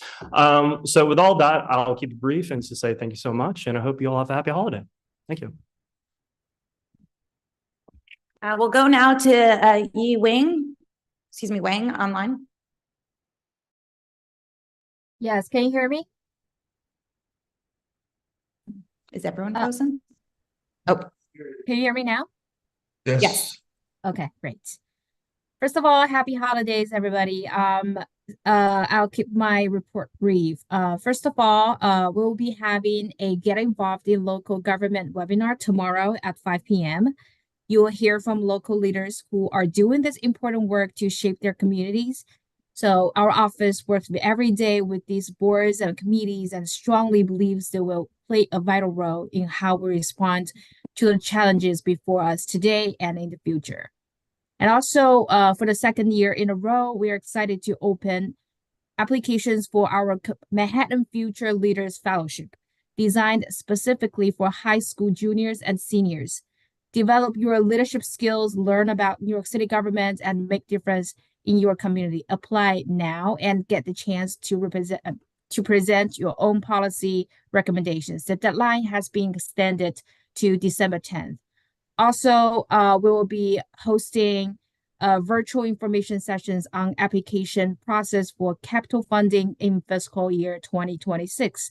So for public school sessions, it's going to be December 10th at 5 p.m. And for nonprofit and city agency information sessions, it'll be on December 12th at 2 p.m. That's it. It's very brief. Thank you. Great. Thank you so much. And thank you to all the representatives of our electeds. We're going to now move on to the next portion of our agenda, which is our board election. So I'll call up Alice Wong, who has chaired this process. And I want to thank the committee and all those, as well as all of those who have stepped up and who are being considered this evening on the slate. Alice. Good evening, everyone. My name is Alice Wong. I'm the chair for the nomination committee. Thank you to everyone who served on the committee this year. Tonight, we will be having the elections for the executive officer positions for the 2025. The full board members will have the opportunity to complete their ballots online. That link was sent to you earlier.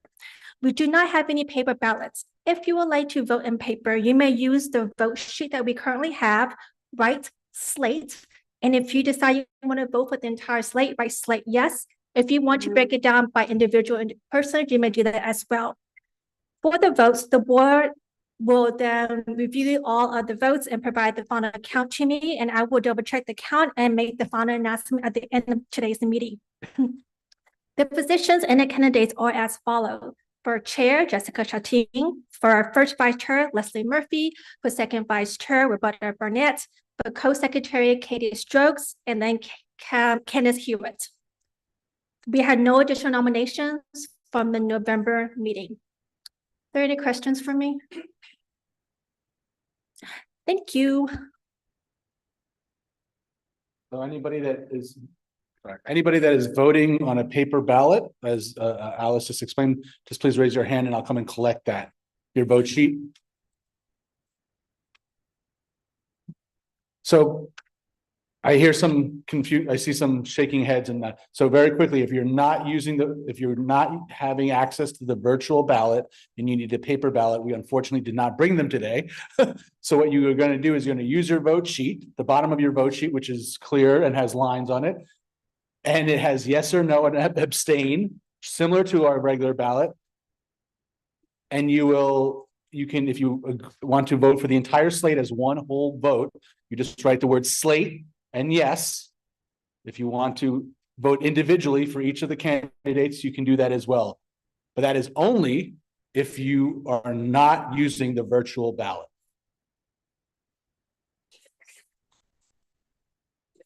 Which was sent to you earlier today in an email. All right, so does anybody need using the paper ballot? Okay.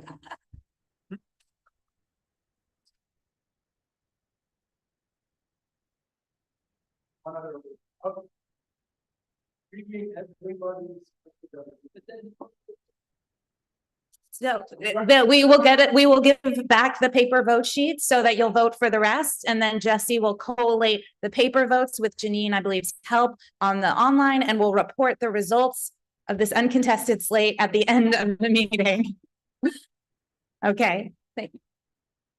Yes, if you are voting online, we ask that, or using the link to vote online to submit your vote online, please do it now so that those votes can be tabulated and again be announced before the end of the meeting, which, you know, is anybody's guess what time that'll be, but hopefully sooner rather than later. Okay, with that, we have everyone's paper who's doing it online. Then I will ask Jesse to come up to give his district manager's report. I will give my report, and then we will move to the new business. Good evening. What a rocky meeting. I'm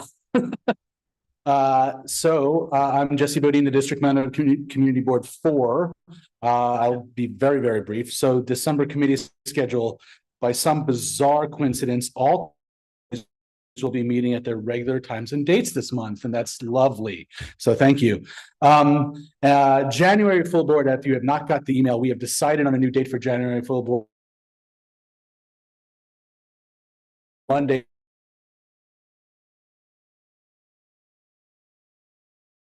I just wanted to quickly say something about Jordan, and he listed a couple things there that he worked on while he was with us. But I just want to highlight the 7A at 46th Street. So this was like a multi-year, very complex set of things going on, both downtown at HPD and with the Department of Buildings and this mayor's office, and then local with residents and really with tenants that have been severely harassed, who are, you know, having to manage through that and try to get them through this 7A process, which if you don't know what that means, I'm not going to explain it now, but it is a long process. It is not an easy process. No, the city doesn't necessarily want to do it. Landlords don't want to be it made happen to them. And Jordan, every time he was in charge of running these meetings, information transfer, keeping everybody up to date, keeping people's spirits, you know, high, letting people vent when they needed to vent, his understanding of the room and understanding of what was going on, and just willingness to, you know, just keep on going no matter what. And it paid off. And it truly paid off. These people are in a much better place, and it's gotten better. I'm not to say it's perfect, but that was all due to like the blood, sweat, and tears of Jordan willing to do that. So I just wanted to thank him for that.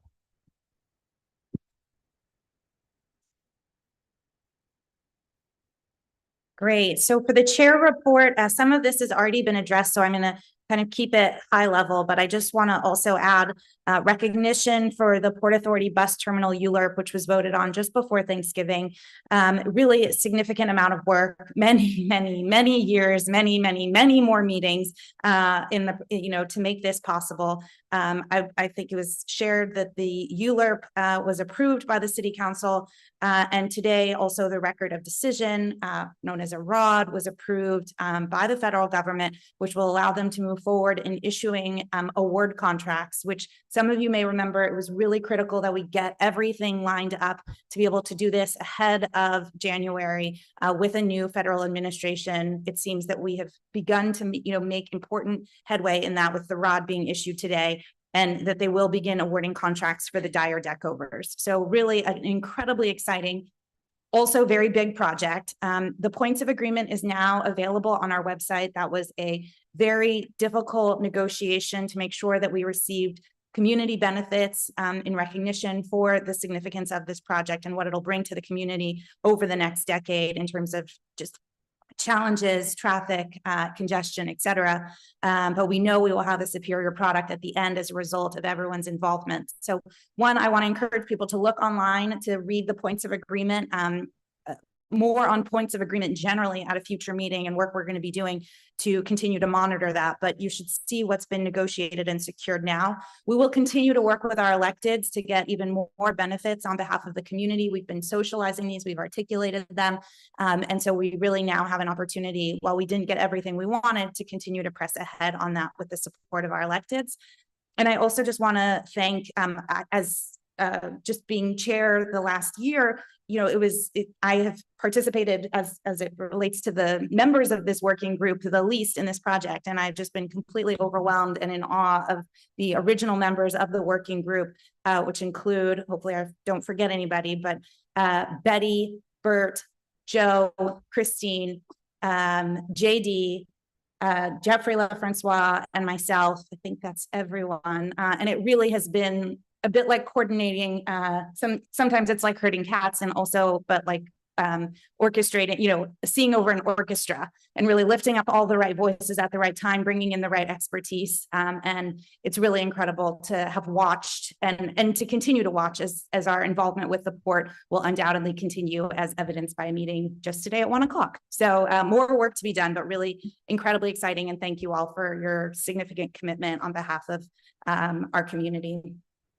City of Yes is another important update. There is a vote tomorrow. So this is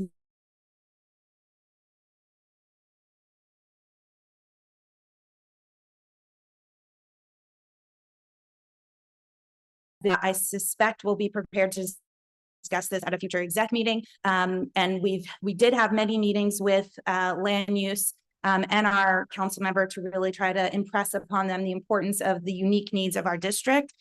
This is a citywide proposal. We always knew that there were strong headwinds that would make getting the things we needed specifically for our district possible, but more to come on that after the vote tomorrow. We obviously spent a ton of time on Western Rail Yard, so I will save that, but obviously a lot of work happening there. Additionally, there's not much new on the NYCHA front from our last meeting, other than the two letters, or one letter that we have in the Dropbox today, as well as an administrative letter that's gone out, and we can share with make available to share with the full board, outlining the last meeting with the applicant NYCHA related. I do want to just note we are finalizing the clue agenda, which I know is on in your materials, but we're hoping that, or we're expecting that Essence and related NYCHA will be present at that meeting. It will not be a joint meeting with Housing, Health, and Human Services, but given the overlap, we will be really encouraging their participation, including looking at the bridge plan, which is related to what has formerly been called interim repairs and had many names, but really about bringing critical needed services to the building and the residents now. So that meeting will be this month, and encourage everyone who's interested to attend. I think it's last update. It was mentioned in the public session, but NYC EDC will be hosting this whole effort on shore power at the cruise ship terminal. They'll be coming to WPE. They're also hosting something, gosh, was it yesterday? was that yesterday was the kickoff for an engagement process. They expect to have monthly sessions. I've requested them to share all of the monthly sessions ahead of time so we can get those on folks' calendars. Shore power is obviously something we fought very hard for, but this is a broader look at, as well as at reshaping the cruise ship area. And so we'll encourage folks to participate in that process for those who are interested. I think those are all of the updates for now, so we can thankfully turn to our business committee business section. And with that, it looks like I'll be calling up Frank to lead us into BLP.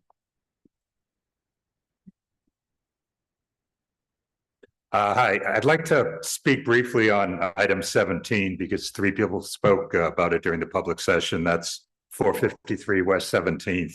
But before I get to that, are there any questions or comments on any of the other BLP matters, which are items 1 through 16 and 18 through 21? Okay.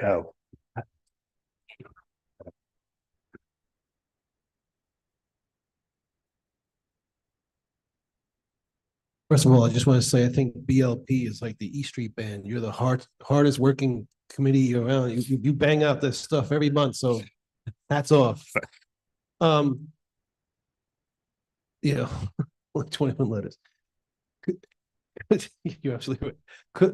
If it's not too much, could you explain the relation? Like Alfie's appears 3 times, Masiera appears 3 times, and Dalton's 2 times. Is that simply they're applying for different? Yeah, so it's a very reasonable question, and actually I've answered it for a couple of people already. There are 3 potentially separate applications involved right now for someone who wants to do outdoor dining. First, if they want a sidewalk outdoor dining, they have to apply to the Department of Transportation. If they want roadway dining, even the same place, they have to do a separate application to the Department of Transportation. So that's why some appear twice. In addition, if any of those places want to serve alcohol in those outdoor spaces, they need to get an alteration to their existing liquor license. That also requires notice to us and a recommendation by us. So theoretically, if someone wants roadway dining, sidewalk dining, and to serve alcohol, there are 3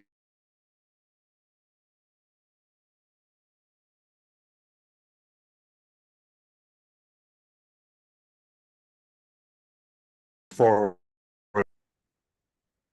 Okay, 453 West 17th. I don't think anyone who's been around this board for about 10 years would deny this had been a deeply troubled location. It was called One Oak. Various people on this committee then spent a lot of time trying to work out the problems. And that operation closed during the pandemic, I believe officially in 2020. The current applicant is a completely new applicant, has nothing to do with who was there before. The BLP committee spent a lot of time on this. They came before our committee twice. We probably spent an hour at a meeting talking about it. And ultimately, there was a unanimous recommendation of approval from the committee. And why that happened, I would say it's because this applicant has made major concessions about how they're going to operate. It's a 2-level space. The applicant has agreed in the basement space, the capacity will be limited to 75 people. The ground floor space is much bigger. It has a capacity of about 180. And in that space, they've agreed to only have private events there and to have those events only 12 times a year. So what we're talking about is the bigger space being used 12 times a year only for private events, and the ground floor being used with a capacity only of 75 people.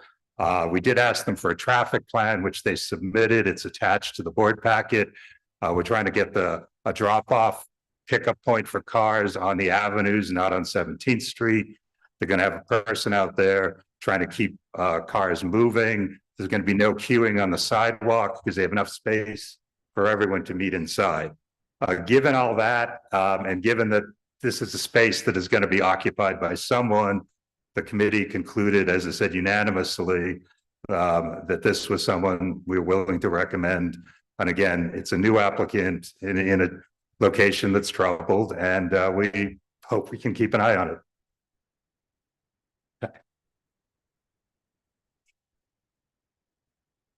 Hi.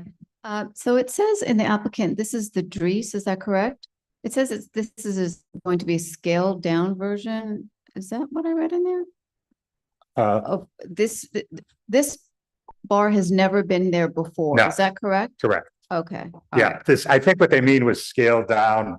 In the course of our discussions, they reduced the various capacities as I talked about. It could be much bigger.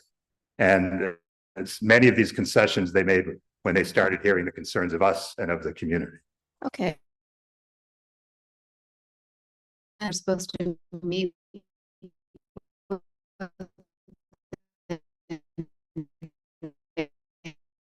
Neighbors. What happened with that?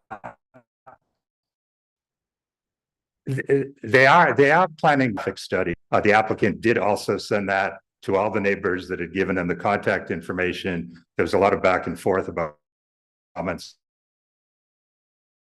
And I know I spoke to the applicant today. They will be setting up a sort of walkthrough and to discuss the traffic study with the applicants as soon as they can. Since that went out on the 25th, we had Thanksgiving week, so there just wasn't a lot of time to do it before that. Thank you. Jeff?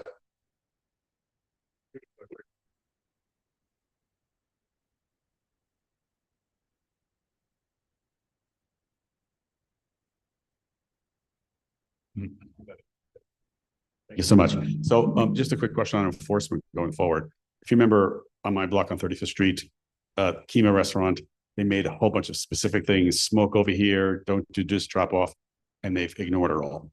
So in the case of this one, because we've had our past experience, what do you think how can we manage enforcement if they don't abide by the tips very quickly as opposed to going on for a while? Well, I know the applicant has already told me they've started meeting with the police about the prior problems and how they can avoid that.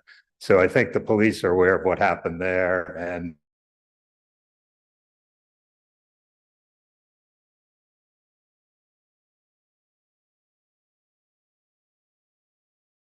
a lot of connection with this, so we can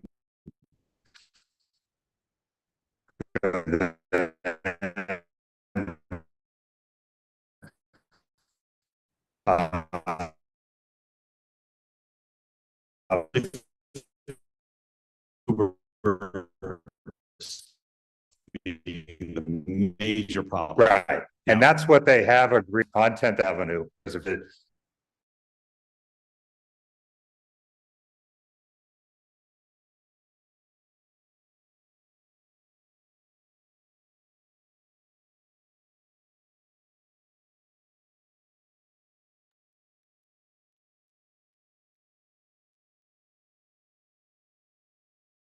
To try to resolve One Oak and miserably failed. I feel very bad about it. This location clearly should not have been ever a club. It's on a side street. It's entirely residential, and it's only one lane. Any car dropping off, etc., is going to block other people. And so to me, it was a very, very difficult decision about how to vote about that. We all understand that the SLA is going to say, it was used before, it should be used again. But I deeply believe that it shouldn't be probably the best we can do considering. So I'm very, very, very nervous about this applicant and what's going to happen to the residents who have really, had a horrible life for 10 years. Anybody else? Okay. Thank you. I also acknowledge someone in the attendees has their hand up. This section is only for board members. So we see your hand, but we will not be calling on you. It is somebody who spoke during the public session. At this point, we'll go to Marty, who is representing WPE this evening and is joining us online. Greetings. We have two letters. I have received a couple of nice changes on 23, but basically nothing that should, any questions as I get what I have to say.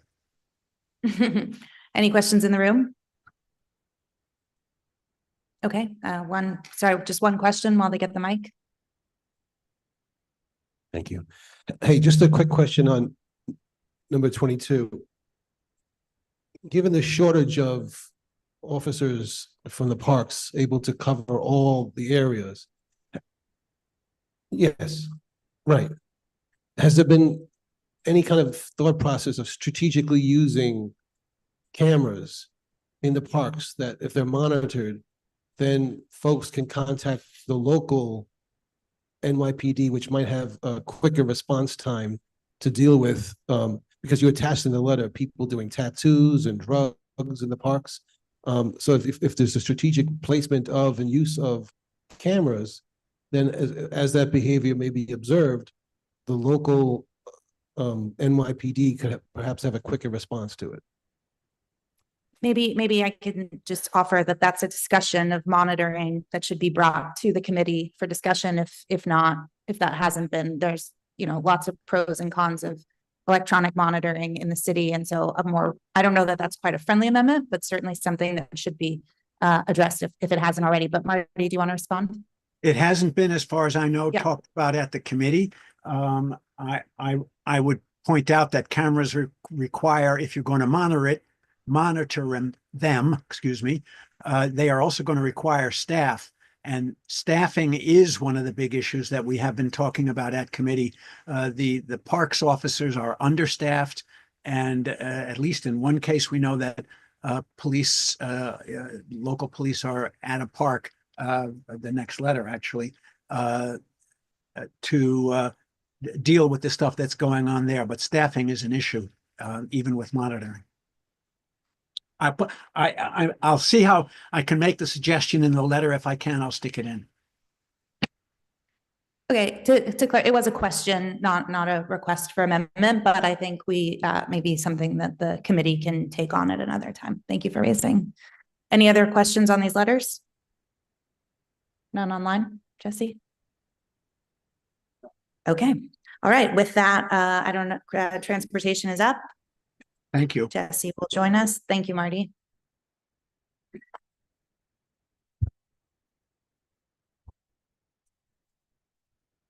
Hello, just a couple of letters out of Transportation Committee this month. We have one on porous pavement that we're very excited about. We'd like to get a pilot study in our district to try to reduce some of the flooding and pooling that we have in our district, and we'd love to see some of that installed. That's exciting. And two, we are heartily endorsing the study that is going to be happening on Route 9A, heading down the West Side Highway and Hudson River Park.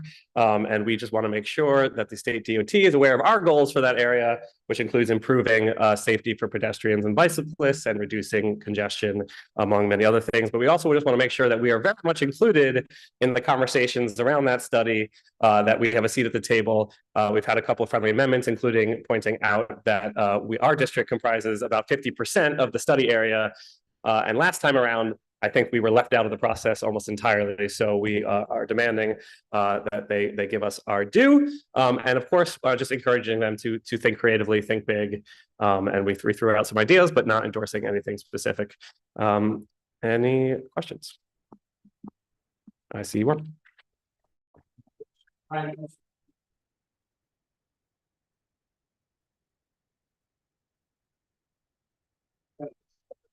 Sorry.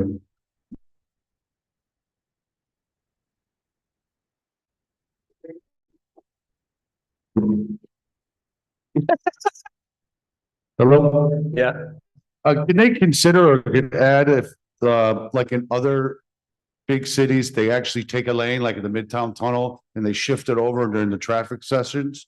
I think that's actually one of the great. Then one of the ideas that we've included in there. Yeah. Great.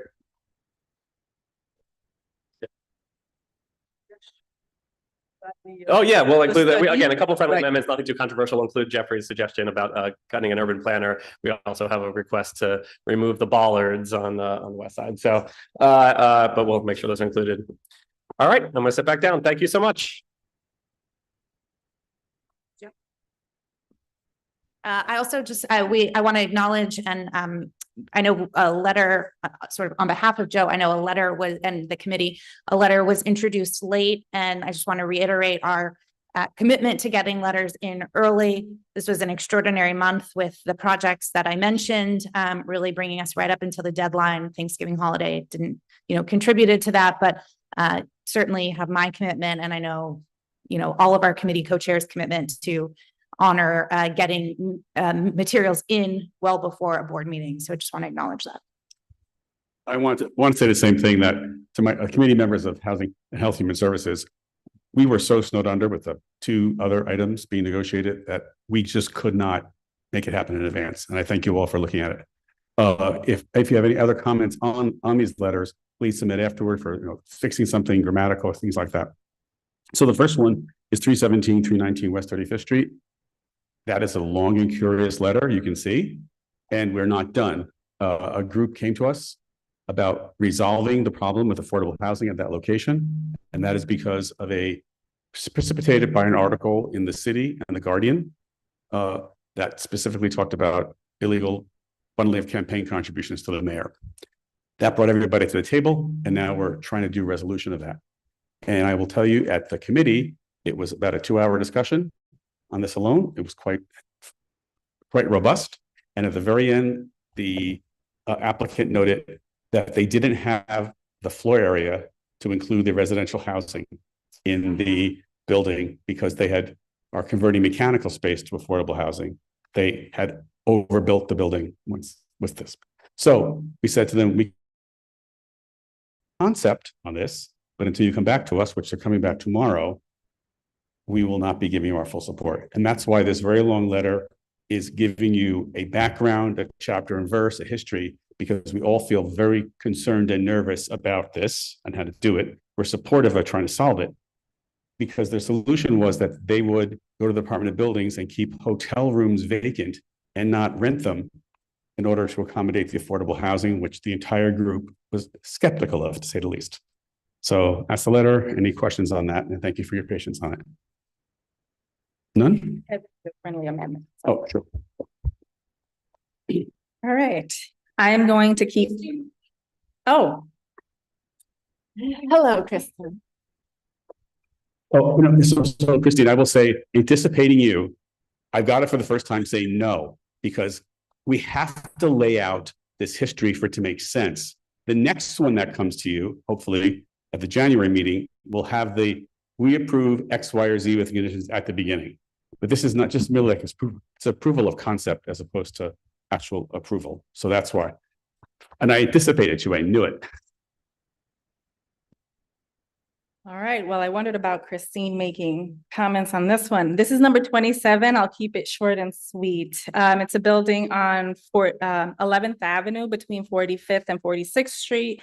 It's 14 stories, 98 units with 21 permanently affordable units included, which is part of voluntary inclusionary housing at 80% AMI. I'm always kind of curious what that really means. One person, the salary would be about 87, and for 6 people, 144,000. And essentially, the letter is just saying that that we as a community board are requesting information and a commitment letter addressing 6 things that you'll see on page 4, which are apartment distribution by floor, apartment finishes, amenities, public safety, trash management, and adjacent building protection. And if you have questions, I'm going to volunteer Joe to respond to them. No question? Excellent. Great. Now we have Chelsea Lanius, Greg, and Carrie. I'm not sure who's taking letters 28 and 29. I'll start. Great. Okay. Good evening, all. So there are 2 letters here, and Carrie's going to jump in when she can. The first letter is to LPC. It's related to LPC 655 6th Avenue. It's a recommendation to deny the application for the proposed modification at that location.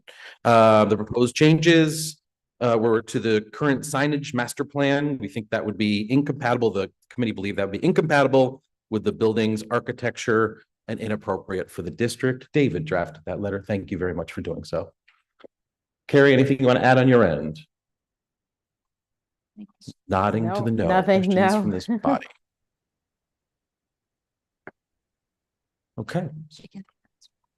On to the second. I'll tee it up and then we can go from there. Number 2, second is an urgent request.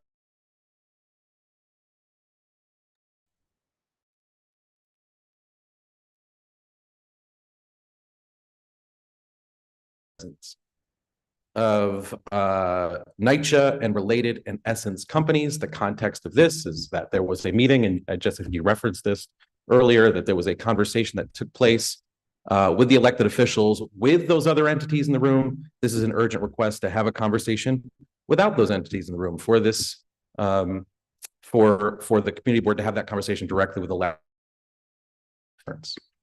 Carrie, anything to add on your end before we turn to questions? Just that we received some friendly amendments that we accepted, and then Frozen as one might be. Yeah, you're frozen, but I can hear you. So there were friendly amendments. I don't know if you can hear me. Greg? We can hear you. So there were some friendly amendments. Yeah. Okay, that were accepted, minor changes that don't, change the context of the letter. And then some that were not. So we suspect there will be some conversation around this. And I want to note that there was a footnote that fell off regarding the Williamsburg Housing Pact project that we'll re-add.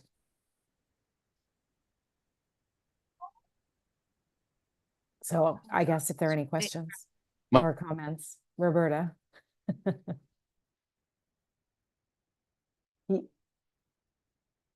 This may be tricky. You all are completely frozen to us. Which is on page 2. Lines 49 through 51 are in brackets. Is that for any reason? I That's think not going to be in brackets. That will just be stated, and then there will be a footnote there.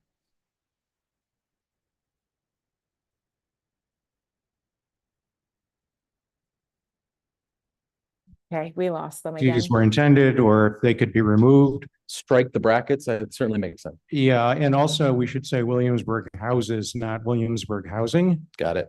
And I want to ask if the Attorney General will be one of the elected officials to whom this is addressed. That would seem appropriate. That would seem appropriate. Thank you.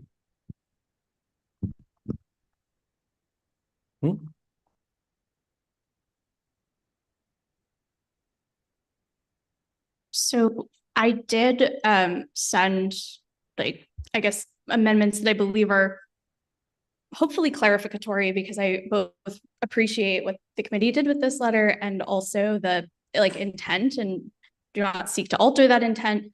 But I did think that there were a couple of places in which the wording might be a little bit misleading. And so I did just want to point them out. It might be appropriate to offer that as amendments to vote on, but I'll just explain the few specifically. I think the first one is on lines 30 and 31. It indicates that the board continues to be on record against demolition. I think what this is actually trying to say is that the board was on the record against demolition based on the 2020 working group recommendations, which it does say, but that the board, since the new demolition plans have been advanced, has not taken a position. And the way that I read that sentence is to say that it sounds like we're opposed to demolition as presented when we have not yet taken a position on that. So I would amend the sentence, if I could, to say, while the board has not taken a position on the current demolition plan, it previously opposed demolition in its support of the 2020 Chelsea NYCHA Working Group report and recommendations, which is very much what happened. It's accurate. I did want to mention the bracketed text on lines 49 to 51 that David just mentioned.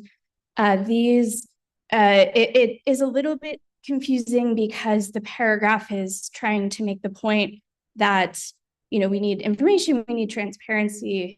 And I, kind of reread how we did this in July. I think it sort of takes you out of that, that request. I stylistically think it might be less relevant because it is a different project with different circumstances, but I understand why he might have wanted to. I would personally recommend removing it, but if it was not removed, I would recommend relocating it to another paragraph so that the purpose of the paragraph is not in any way diluted by the inclusion of a sort of non sequitur there. And then the one additional item is on lines 53 to 55. It would just be helpful if this included more information, the petition, state, all the signers are tenants, and then when the petition was delivered. I think we have this information, so I think it would be appropriate to include this letter because I wasn't entirely what we were talking about when I read the letter, so I think it would be helpful to clarify that. And then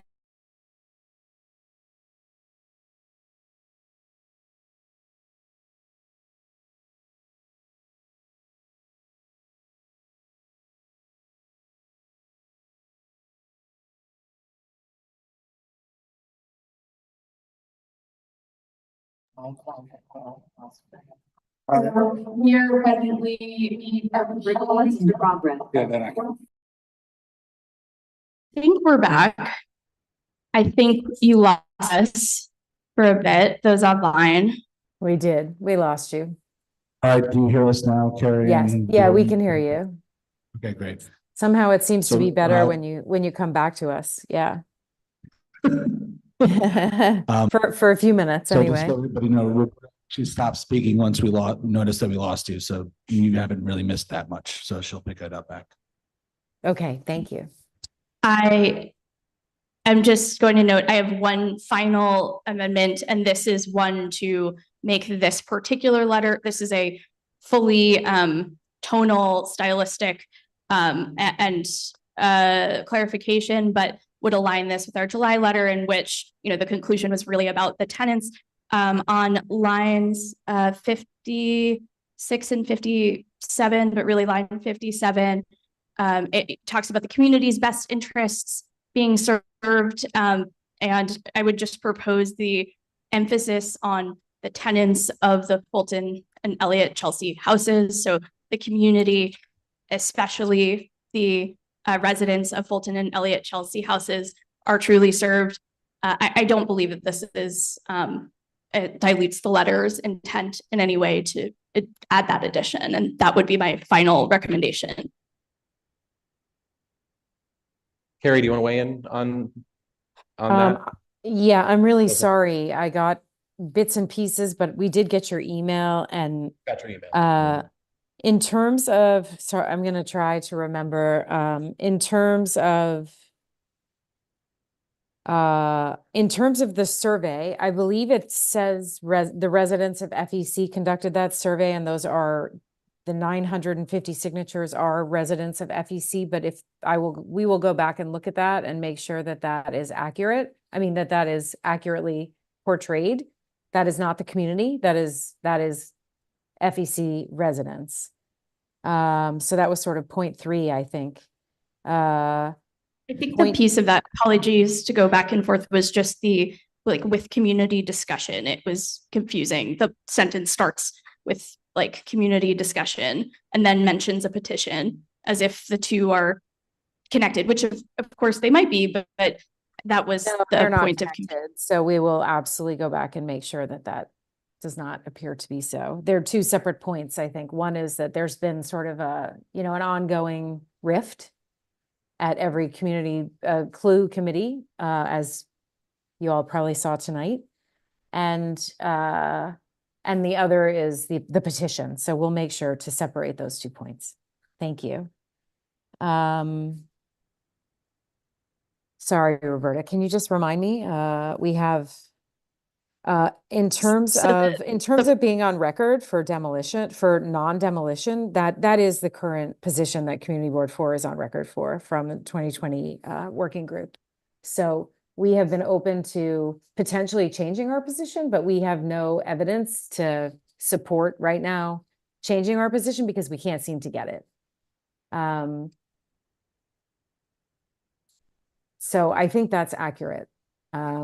Yeah, so since we're having some difficulty online. Can't hear you, Greg. I don't know if you can hear me. Sorry, you're breaking up, Carrie. Why don't we put you on pause for a second? Yeah. Joe, do you want to weigh in? Yes, so I sent Carrie some amendments last night, a lot of which Roberta found again, clarifications. So maybe if you could look at that text I sent you last night, it picked up a lot of the issues that she raised. Second, I also noted the issue about the Williamsburg houses, and I think it is actually important in here just to note that 1,600 apartments of the Williamsburg houses were renovated for a cost of $492 million or $307,000 per unit. And they're older than Elliott, Chelsea, and Fulton houses. They're from 1938, and they had lead and asbestos removal. And it was done with on-campus relocation. I did that recital in order to buttress up.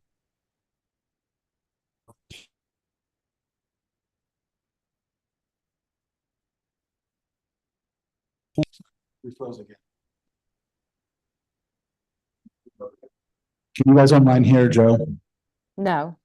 Okay, sorry. Give us one moment. We're changing up Wi-Fi.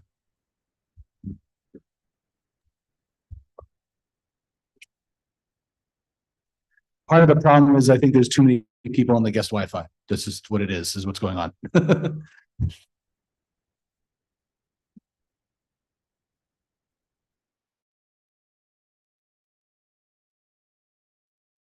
Joe's recital with the numbers is not in the letter, and it should be.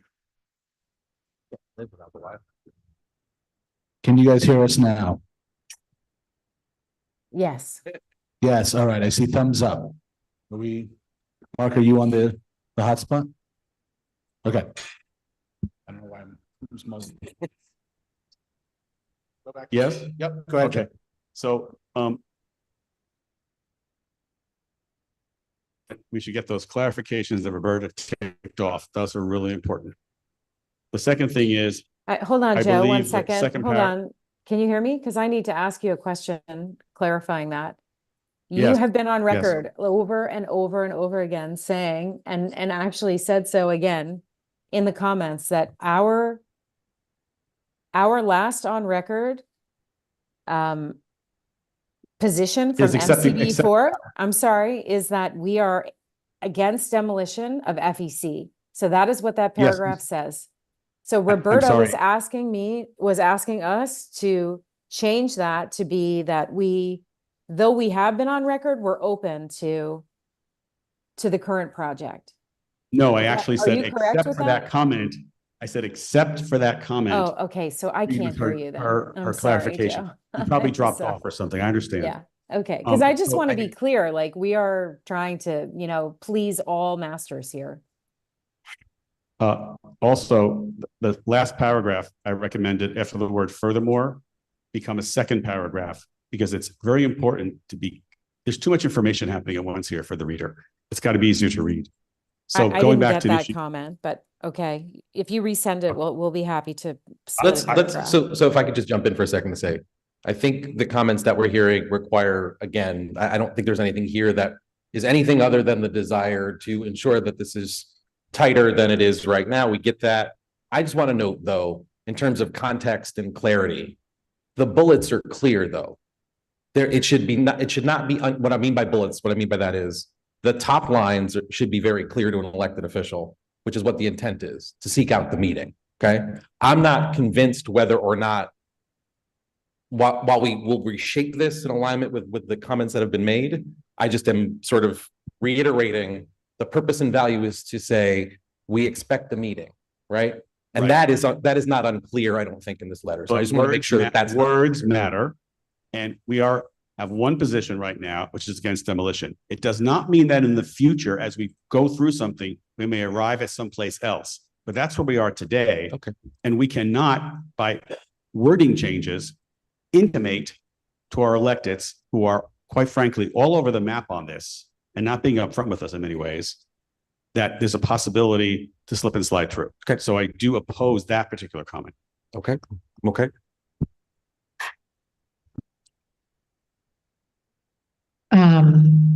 I have ended up more confused, I think, I'm sorry.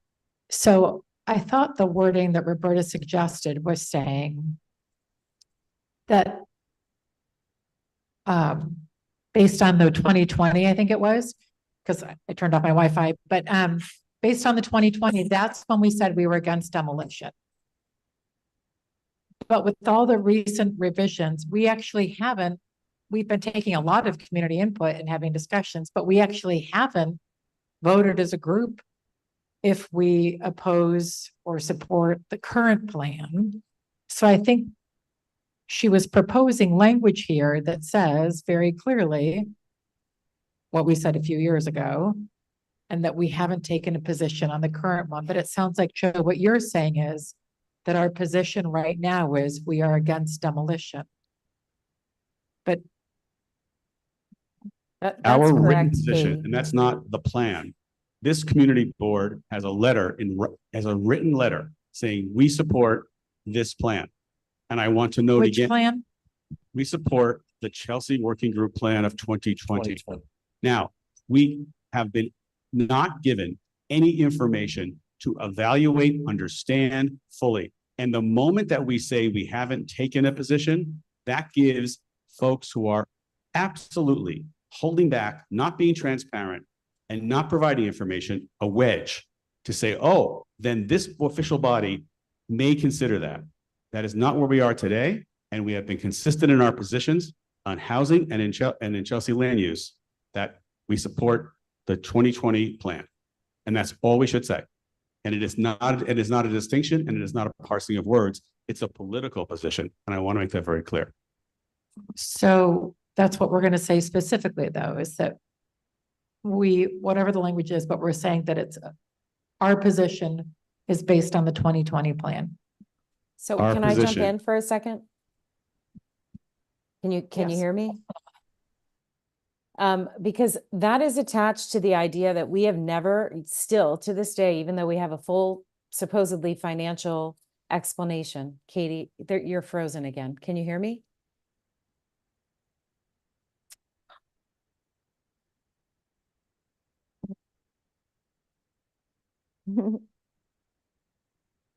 Yeah, we can't. You guys are frozen.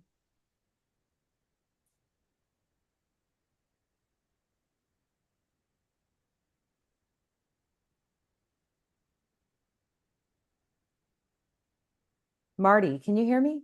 I can hear you. Yes. Okay. Okay, so online people can hear me. I sent you a text about the numbers that should be in the letter. You can deal with it. Yes, and I'm just going to tell you that we're not getting into the we're going to do the Williamsburg thing as a separate conversation. We're going to just state the fact, give the footnote. We're back. We're back. Okay. We're back. So it seems like what's happening is we can have a conversation online and you guys can have a conversation in the room, but we can't have one together.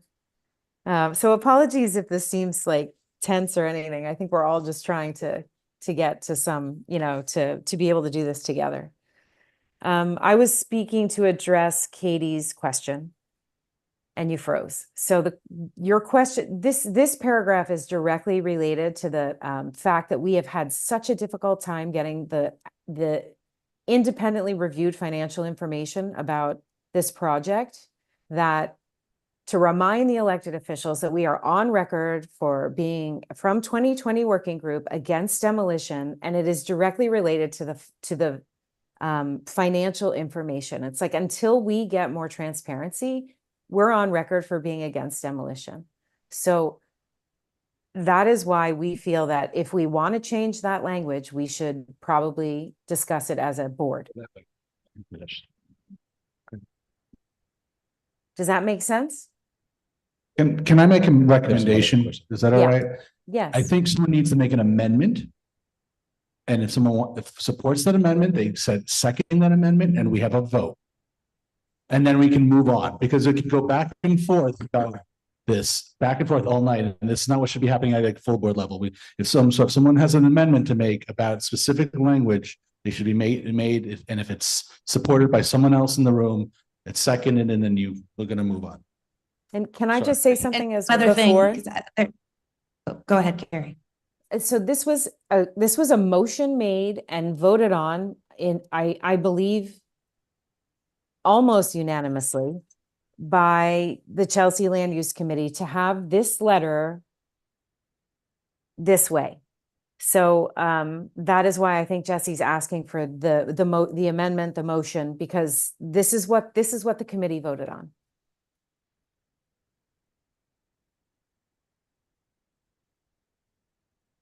Are they frozen again?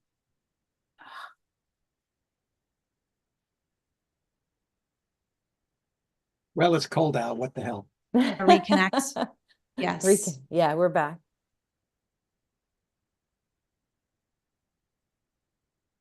No, they're gone.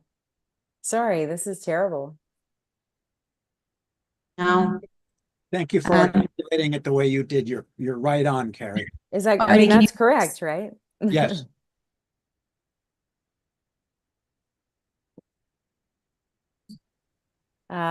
We had you for a second. I don't know if we still have you.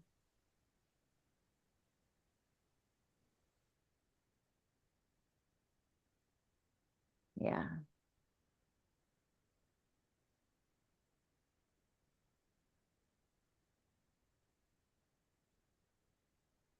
Quorum without them. We'll table it.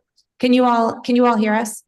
Yes, we can right now. Okay, you can hear us now. Okay, the things that, what I just wanted to quickly say is, I want to emphasize is 2 points. One is the point of this letter is to request the meeting with electeds exclusively, which is long overdue, and we recognize the committee's interest in that. And so it really could be a one-line letter that says, we need to meet with our electeds, full stop, and that's it.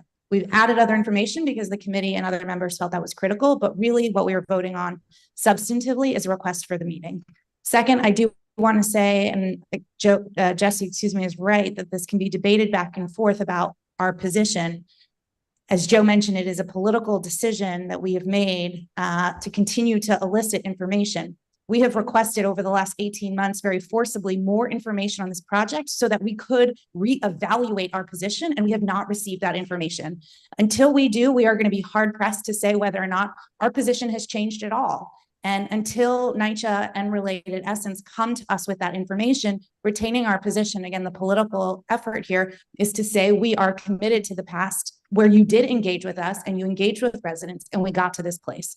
So as a result of that, it is difficult. We've often found ourselves in difficult places because of that nuance, but that is why the letter is written that way and why we continue to be committed to the decision and the position of the board, which took place in 2020. So again, if there's an amendment that wants to be considered, we should consider it. It is getting very late. We keep losing folks online. If not, we should move on and take a vote. There's a mic. Sorry, I'll turn it back to the co-chairs to handle questions. Okay. Yes, I'm going to make an amendment. The only comment I'll make before making the amendment is I will just say I pulled up the July letter before we all turned off our Wi-Fi.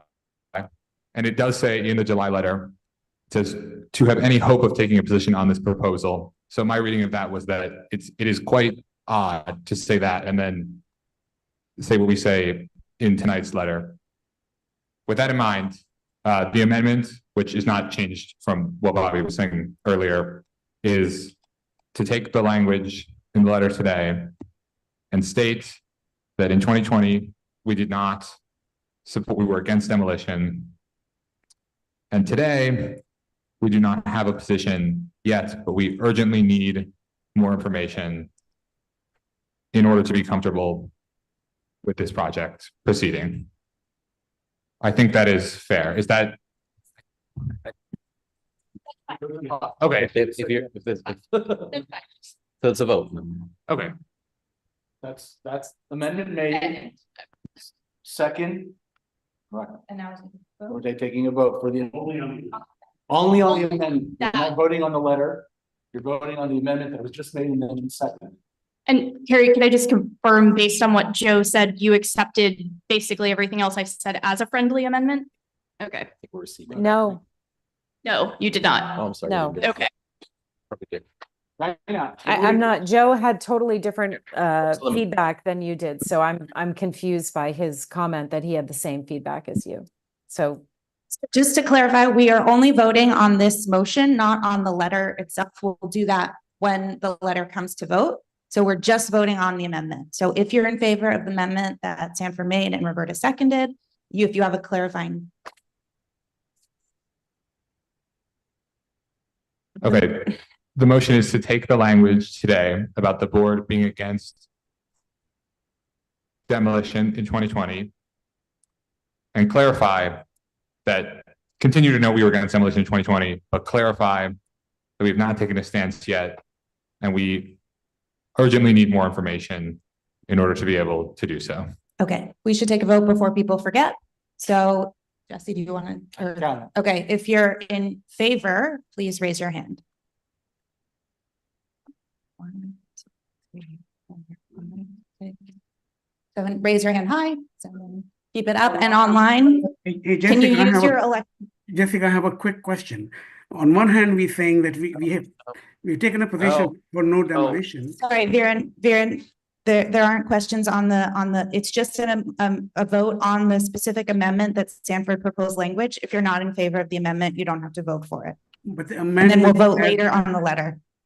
No, I'm not going to be able to vote because the amendment is not very clear. It says we have taken a position, no demolition, and then now we are we are willing to change that position. So I don't quite understand. There's contradiction in That is what the amendment is proposing. And so if you don't agree, then you don't have to vote for it. Baron, that's the amendment. So if you are voting for it and you're online, please use your yellow hand and raise your hand.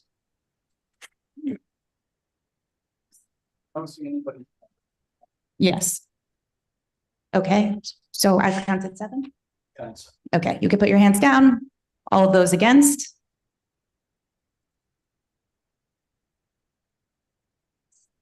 Okay. now to the other. Okay, so there's I'd like to to propose an amendment where we take the approach. Sorry, you can put your hands down. The amendment didn't pass. I'm sorry. I realized we weren't on the mic. Apologies. Sorry, Christine. I'd like to propose an amendment according to what Jessica was talking about, where we request a meeting because we have not received any information we needed, and because the first paragraph, people are starting to talk about demolition, which is premature. And that's it. Can I second?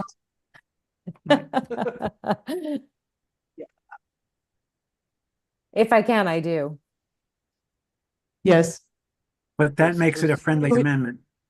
I'm saying that the letter would say we request a meeting because we have a lot of we have a lot of questions which have not been addressed, including whoever it is starting to talk about the yes, and the Europe has not been done yet, which is completely premature.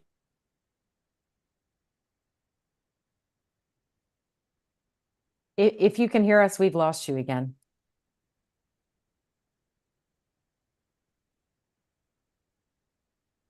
He seems to be making a friendly amendment. Her amendment is that we change the letter so that it is simply the request that was asked for in the actual motion, which is to meet with the electeds without the development team, because we have now learned that they are already discussing demolition of F11 and Chelsea Edition. And nothing else. That simple. That's okay with me. Me too. That's what it should be, in my opinion. Can I pipe up for a second, Kerry? I mean, no one can hear you. If you want to be on record, maybe you should wait. No one can hear me? Well, I mean, the room can't hear you. So if you want to wait so everyone can hear your POV. Oh, well, all right, whatever. And then, yes, of course, pipe up. Yes, just- you should be screaming. So, yeah. give you my comments for what they're worth. I'm civilly disadvantaged, as you well I know. know, right? I do. Okay. I know that, Okay. Mike. I'm All right. sorry. Okay. All right. If there was anything I could do to change that, I would. Okay. Disabled is the word. Civil disability. Yeah. I don't know. Okay. I don't understand it. You know that we've talked about it at length. Like it doesn't make sense to me, but Okay. I'll bow out for a second then. Okay.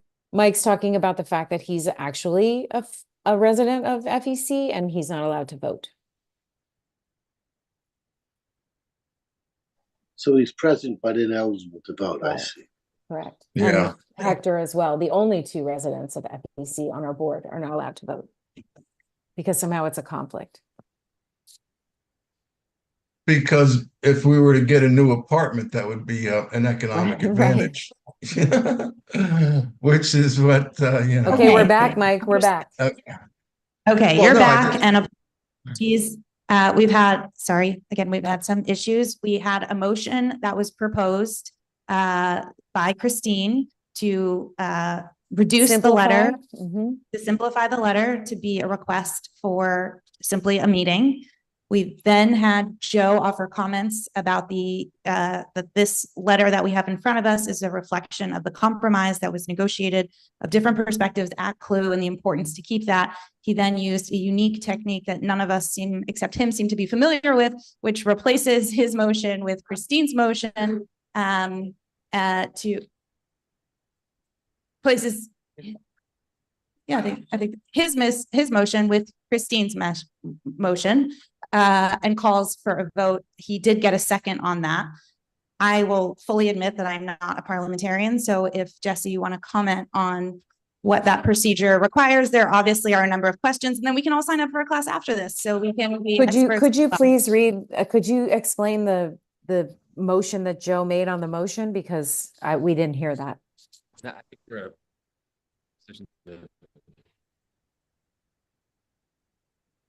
And now you're frozen. So move the table. I think we need to move. Yeah. Not going to. I think we need to table it. You guys, are we back on for you guys, Karen? Okay. You're very in and out. You can't hear you. Out. I'm trying to figure out what the motion on the motion is. You want to speak to? Okay. We just have a little consult here. I don't think we're going to be able to get done what we need to be done when it needs to be done with this letter and with the technical situation we have tonight. And so I think it's on the chair and the co-chairs committee to suggest to table this for the next full board. Could we vote on Christine's motion? What? That we all heard? What I would also offer is we actually don't need a letter to request a meeting with our electeds. And so I think in a parallel process, we can request, I as chair and with Jesse's help can send an admin letter requesting the meeting. Sorry, there was a rejection. People were not pleased. People were not pleased with the desire to table because this is urgent. So what I'm saying is we can do both.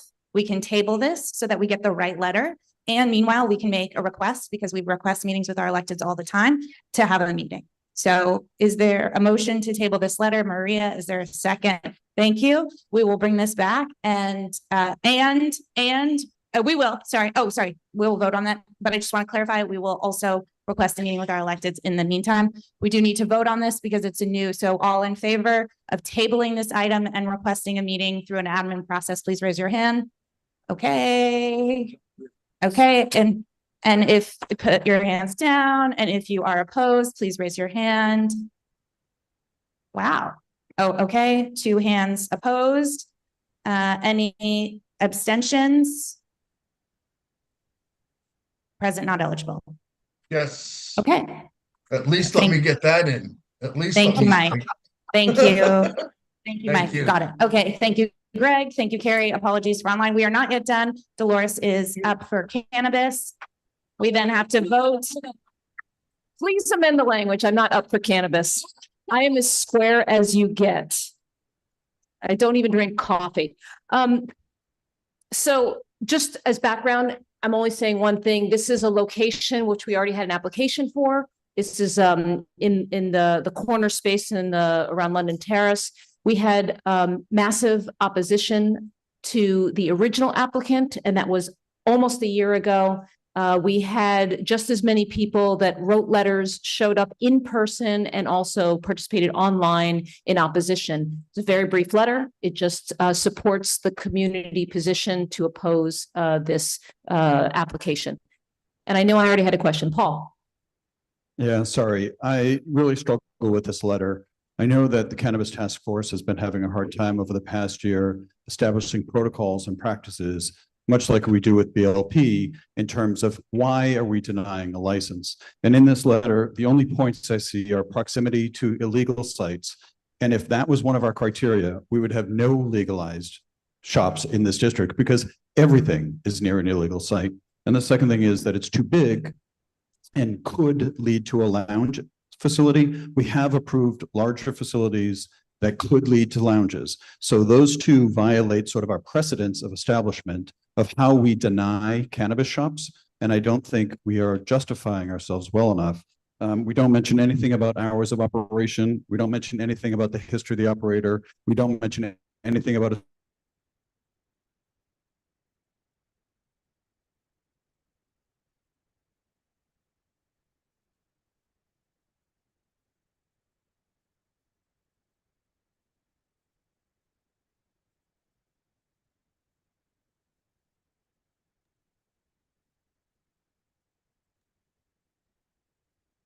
We can't hear anything. They can't hear us either. I know.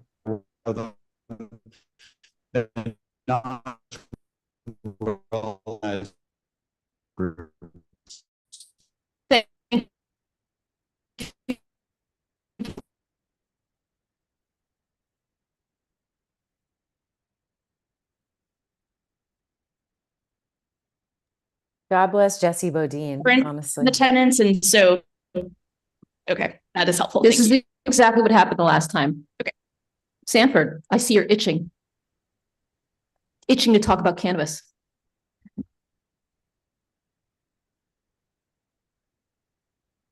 Yes, we did have a very similar scenario to this a few months ago. And yes, I'm itching. I love to talk about the three different bodies that play a role in the governance of the London Terrace block. Basically, no, but short story is the commercial first floor commercial has a different landlord who is not affiliated with and seemingly does not have the best relationship with the condo board above. And yeah. Okay, so bottom line is the reason why the letter, there was a denial and that was voted on. It wasn't unanimous, but it was voted on at the task force is there was overwhelming community opposition. And as a community board, I do think that one of the important roles is that we amplify the voice of our community. And that is what we did. So if you don't agree with it, as happened at task force, not everybody did vote that way. So you're welcome to do that. Any other questions? I have an amendment. Maybe it's friendly, maybe it's not. I know you guys are grunting, but we're here to do our jobs. So I do agree that the letter did a good job capturing the community's concern, but actually Paul took the words out of my mouth that it had very little information about the applicant itself. And looking back at previous cannabis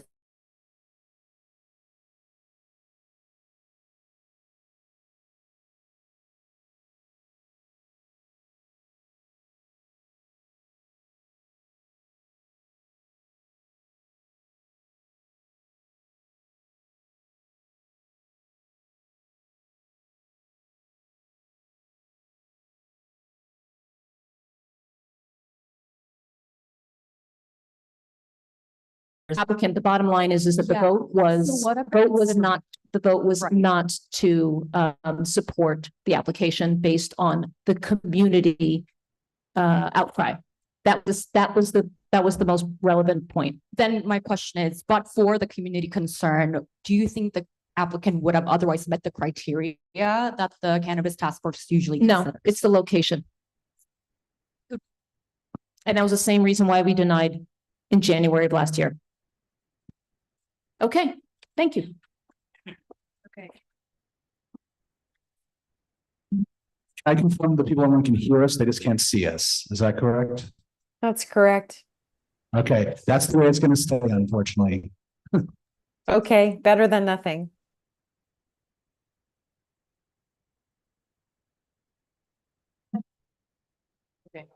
All right, I'm gonna do the voting real quickly. I'm actually gonna start with the people online, just in case I lose you again.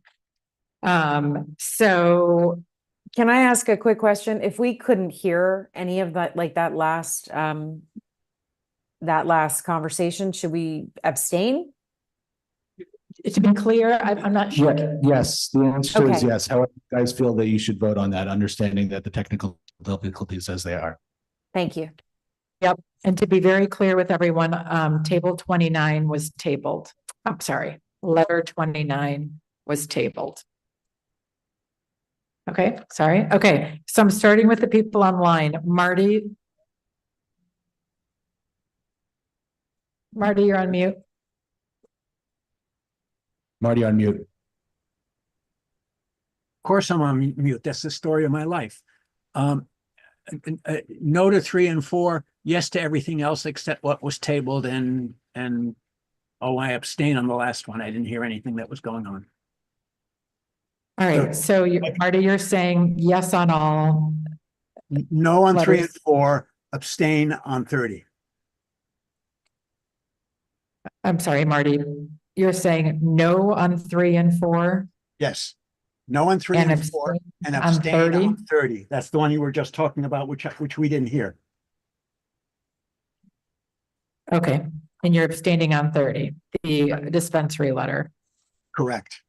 And yes on everything else. All right, Carrie, Yes to all, abstain on 30. abstain on 30. Got it. Next up, Alan. Yes to all. Yes to all. David, Warren. Yay to all. Yes to all. Viren. Yes to all, except for 30 as I abstain. I'm sorry, what was the last part, Viren? The last one, I'm going to abstain because I couldn't hear a thing. Okay, and you're abstaining on 30. And Mike Noble. Yes to all, including 30, because I was at that meeting, so. Okay, yes to all. Okay, now I'm gonna go back and see. What? Oh, Shanice is on there too. So, oh yeah, sorry. Shanice? All right, sorry. Abstain to 17 and 30, yes to the rest. You're abstaining on 17 and 30 and you're yes to the rest. Yes. Great. I think that's everybody online now. Okay, so back to those in the room. Ted? Abstain on 30, yes to the rest. Abstain on 30, yes to the rest. Roberta?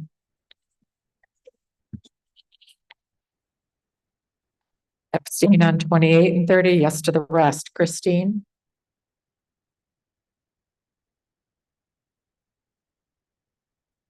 No on 17 and 30, yes to the rest. Gwen?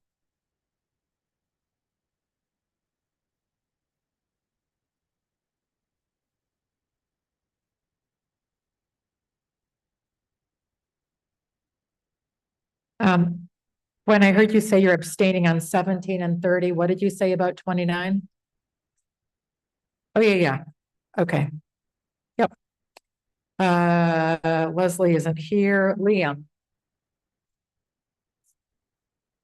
No on 30, yes to everything else. Kevin?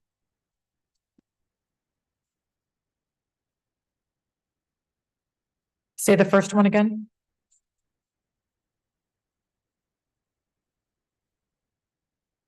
Okay. Yes to all except no on 30. And we don't have to say that something is tabled. It's just tabled. So, okay. You're not voting in favor of something that's tabled. Lisa, David. Oh, not here. Paul.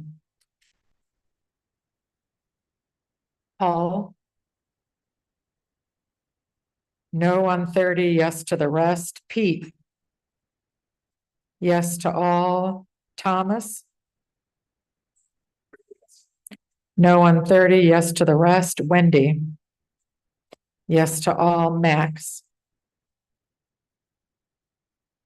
Peony 22 and 23, yes to the rest. Matt. No on 30, yes to the rest. Jesse.